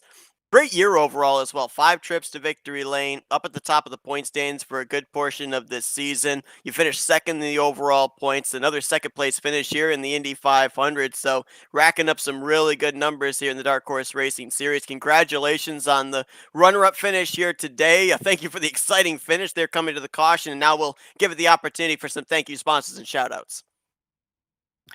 Massive thank you to Factory Backs. Yeah, really happy to have run with them this year. Great bunch of guys. Yeah, thanks to Nick for being the perfect teammate this race. We worked together brilliantly. Thanks to Charles and Eric for running a great league. Yeah, thanks to you guys for broadcasting. It's Henry Bennett, second place here to end out the season for the Dark Horse Racing Series in the Indianapolis 500. Congratulations once again on a great run, and best of luck in the upcoming 5th season. Thanks, guys. Let's get his teammate down in victory lane, Nick DeGroot, your winner here in Season 4 Indy 500. Hey, Nick, it's the guy that's up here in the FRN booth. You got us? Yeah, I got you. All right, man. Well, we didn't see you take part in this event 1 season ago, but back in Season 2, led the most laps, 94 in total, came up runner-up in the Indy 500. How high was the motivation here today to be the one to get the checkered flag? Very high in my iRacing bucket list. Ever since I lost that race, if I remember, I was side by side with Craig, and he had the nose just in front of me, and we had a race-ending yellow that gave him the win. And you know what's funny? That 2 seasons later, here we are. Henry's the one with the run, and the race-ending yellow gives me the win. So it's nice to have it, come back around. But oh man, I've been waiting for this one for a while, and pretty amazing that in a race like that we can start 1-2 with the factory back cars and finish that way. I mean, that's pretty cool. That's a highlight for me, and I couldn't have won that without Henry's help either. We were working seamlessly together there at the end. That was perfect. Definitely was a different dynamic of the race as it shifted throughout the entirety of the event. But once we got to kind of the late stages, it was kind of looking like, it had shifted from being fully green flag racing to a lot of quick yellows that came out. Was that a benefit for you? Were you okay with that, or did you want this thing to go to green all the way to the end? Oh, the caution saved us because Alex and Craig had that race locked up, I believe. So it's great for us, but it's really unfortunate because they go from having 1-2, first and second basically locked up with 30 laps to go as long as they nail that final stop to both being wrecked at the end. So that's really unfortunate to see with them because they also ran an awesome race. But yeah, that yellow was really lucky for us, put us right back into the fight, and then it was just full on racing from that point on. And you know what? It was really nice because we spent 3/4 of that race saving fuel, running in line, swapping, and then finally we could just take the chains off and race it out. And you kind of saw there, it got pretty wild at the end when everybody was ready to go for it. So Nick, I've got to ask, I mean, what's next? I mean, what can you take from this in the next season? I mean, you've won the championship, you've won the Indy 500. I mean, what's left? Win the championship and the Indy 500 again. So, so yeah, that's what we're going to go for. I'm excited for this next season because if I remember correctly, I think there's double points for I think Fontana, Pocono, and Indy. I may have them mixed up with a track or two, but they're all big tracks like this, and these are the tracks I love, the ones I excel at. So the fact that those are double points, that has me smiling. I love that. I think that's gonna really help in our championship efforts to try to get Factory back on top of the drivers' championship. I think we walked away with the team championship though, so that's pretty cool. And nice little consolation prize next to an Indy 500. Nick, congratulations. A huge exclamation point here to end off what's been a great season for you. Your second trip to Victory Lane here in Season 4 as well, and obviously a big one here at the Yard of Bricks. We're now going to turn the mic over to you for some Victory Lane thank you, sponsors, and shout-outs. I mean, first of all, thank you to everyone that worked on the setup because that was a great setup for the DW12 in Indianapolis. That was really fun to drive. It wasn't too loose. It wasn't too tight. It was just perfect. So thank you for them. Thank you to Dark Horse for another great season. Thank you to CoveyMoore.com, Motorsport.com, Blaze Pod, Cowboy Shit, DeGrit Automotive, U-Haul and Detailing, and my teammate Henry Bennett again because we wouldn't be 1-2 if we weren't working together the way we were that whole race. So that was really cool to have a teammate like that you can rely on. So excited for next season. Ready to go get the whole thing. Nick DeGroot caps off his 4th season of the Dark Horse Racing Series with a big W here at the Yard of Bricks, the Indianapolis 500. Congratulations once again, Nick. And of course, yes, best of luck next season to try and see if you can become the first multi-time champion here in Dark Horse. Thank you guys, as always. And just a little bit of a statistic there. Anthony, you brought up the fact the entirety of this race that Nick DeGroot was the only driver coming into today that had a previous victory but was not a multi-time winner. He's a multi-time winner now, and he is the only driver in the entire Dark Horse Racing Series that has gone into Season 2, Season 3, and Season 4 and left as a multi-time winner. That's incredible. That's another huge stat that he can add to his repertoire, and that's going to pull some momentum going over to the next season. We keep talking about this season finale, but we have to remember there's another season coming up very shortly for these drivers, and this will carry momentum or, be a bit dissuading for some drivers that are going into the next season.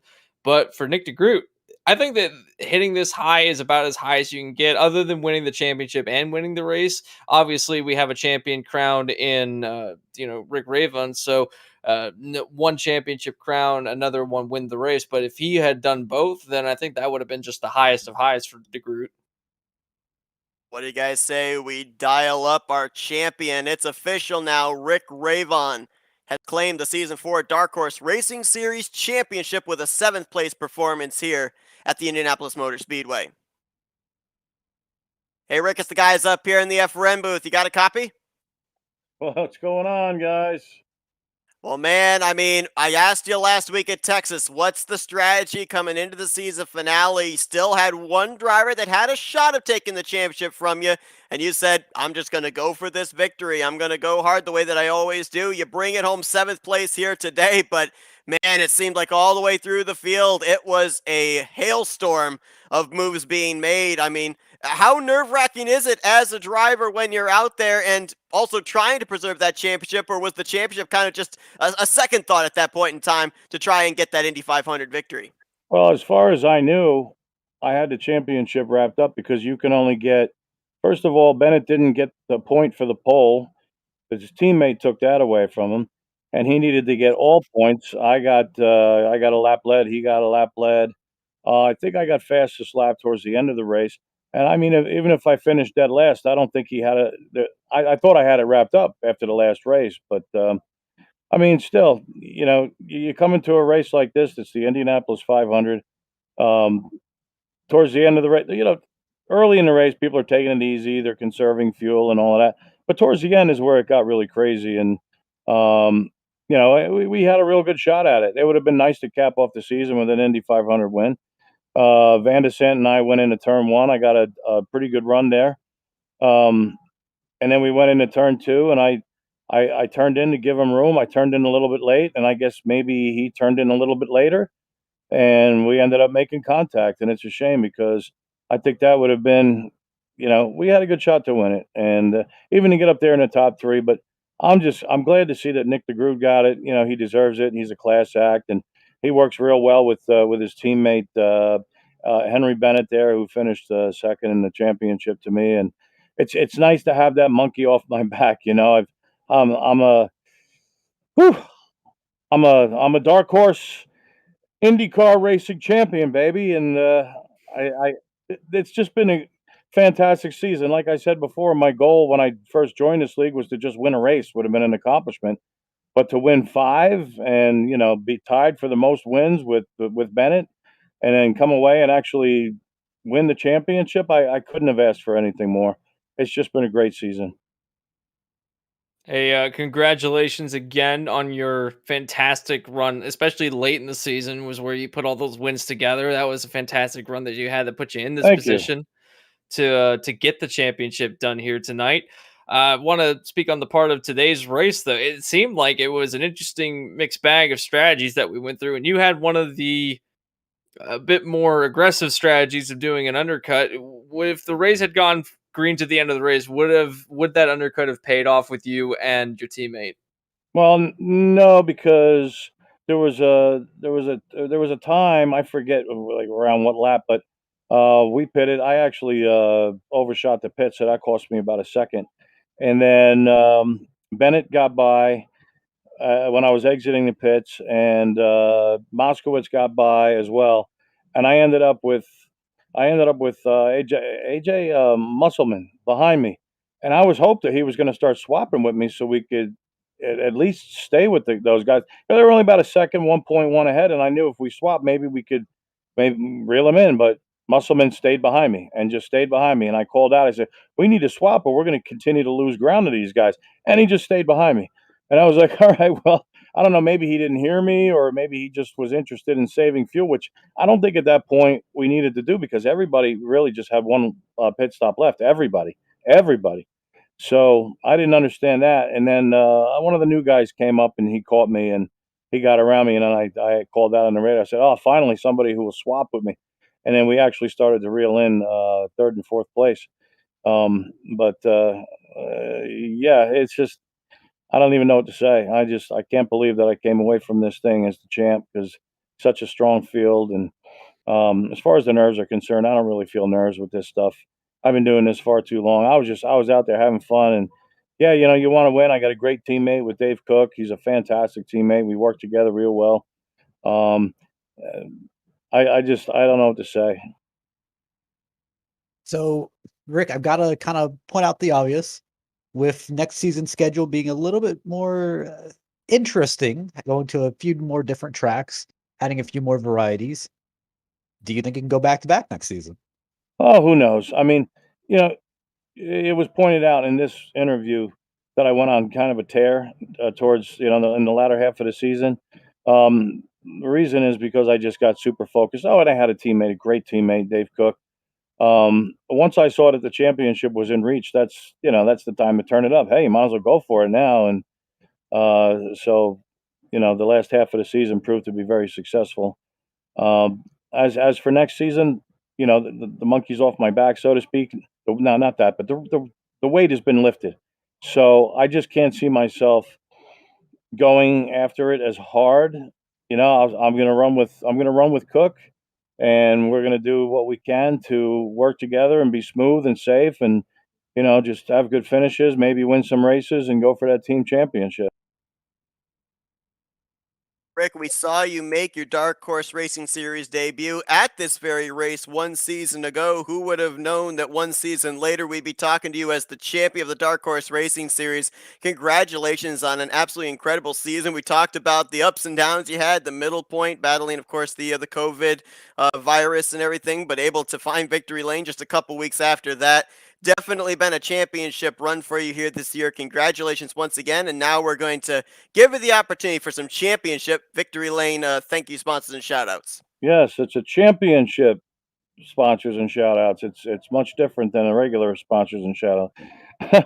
Well, I guess you know what, since you mentioned it was my debut race last season, I got to thank Joe McAdory, because he's the one that said, "Hey, Rick, you know, why don't you come race with these guys at Dark Horse? You know, it's a good series, good league. It's got guys like DeGroot and Maleska and Bennett, and at the time, Polo Hernandez was racing with us. But you know, I mean, Teed and all of these guys, Eric Peterson, and he says, you know, I think it'll be a good challenge for you, and it most certainly was a good challenge. So I want to thank him for getting me into the league, and obviously Teed and Peterson for just, you know, for running the show, and just everything goes so smooth. 99.9% of the times, no league is perfect, but just a shout out to all the drivers for a great season, for hard racing, and you know, for the most part, clean. Nobody's perfect. I make mistakes. Everybody makes mistakes, but this league is pretty much as clean as it gets. So thanks to all the drivers. Thanks to everybody who's out there watching and support this league. Thanks to my Lord and Savior, Jesus. I love you so much, Jesus. My wife, I don't know if she's watching. She's in Massachusetts right now having a weekend with the ladies. So I got to sit here and be alone all weekend, which is fine. That's fine. I don't have to sleep next to her and hold her like I do every night. No, I don't miss it. I don't miss it at all. Yeah, right. But hi to you, honey. I hope you're out there watching, and if you are, you're probably disappointed, but that's okay. You know, we'll be back. And a shout out to my daughter Mila. I know that she's watching. I love you, sweetheart. Big shout out to my teammate Dave Cook. Couldn't possibly find a better teammate out there. Just so awesome. And I want to congratulate Nick on his Indy 500 win. Like I said, he deserves it. He's a class act, and I look forward to racing all these guys next year.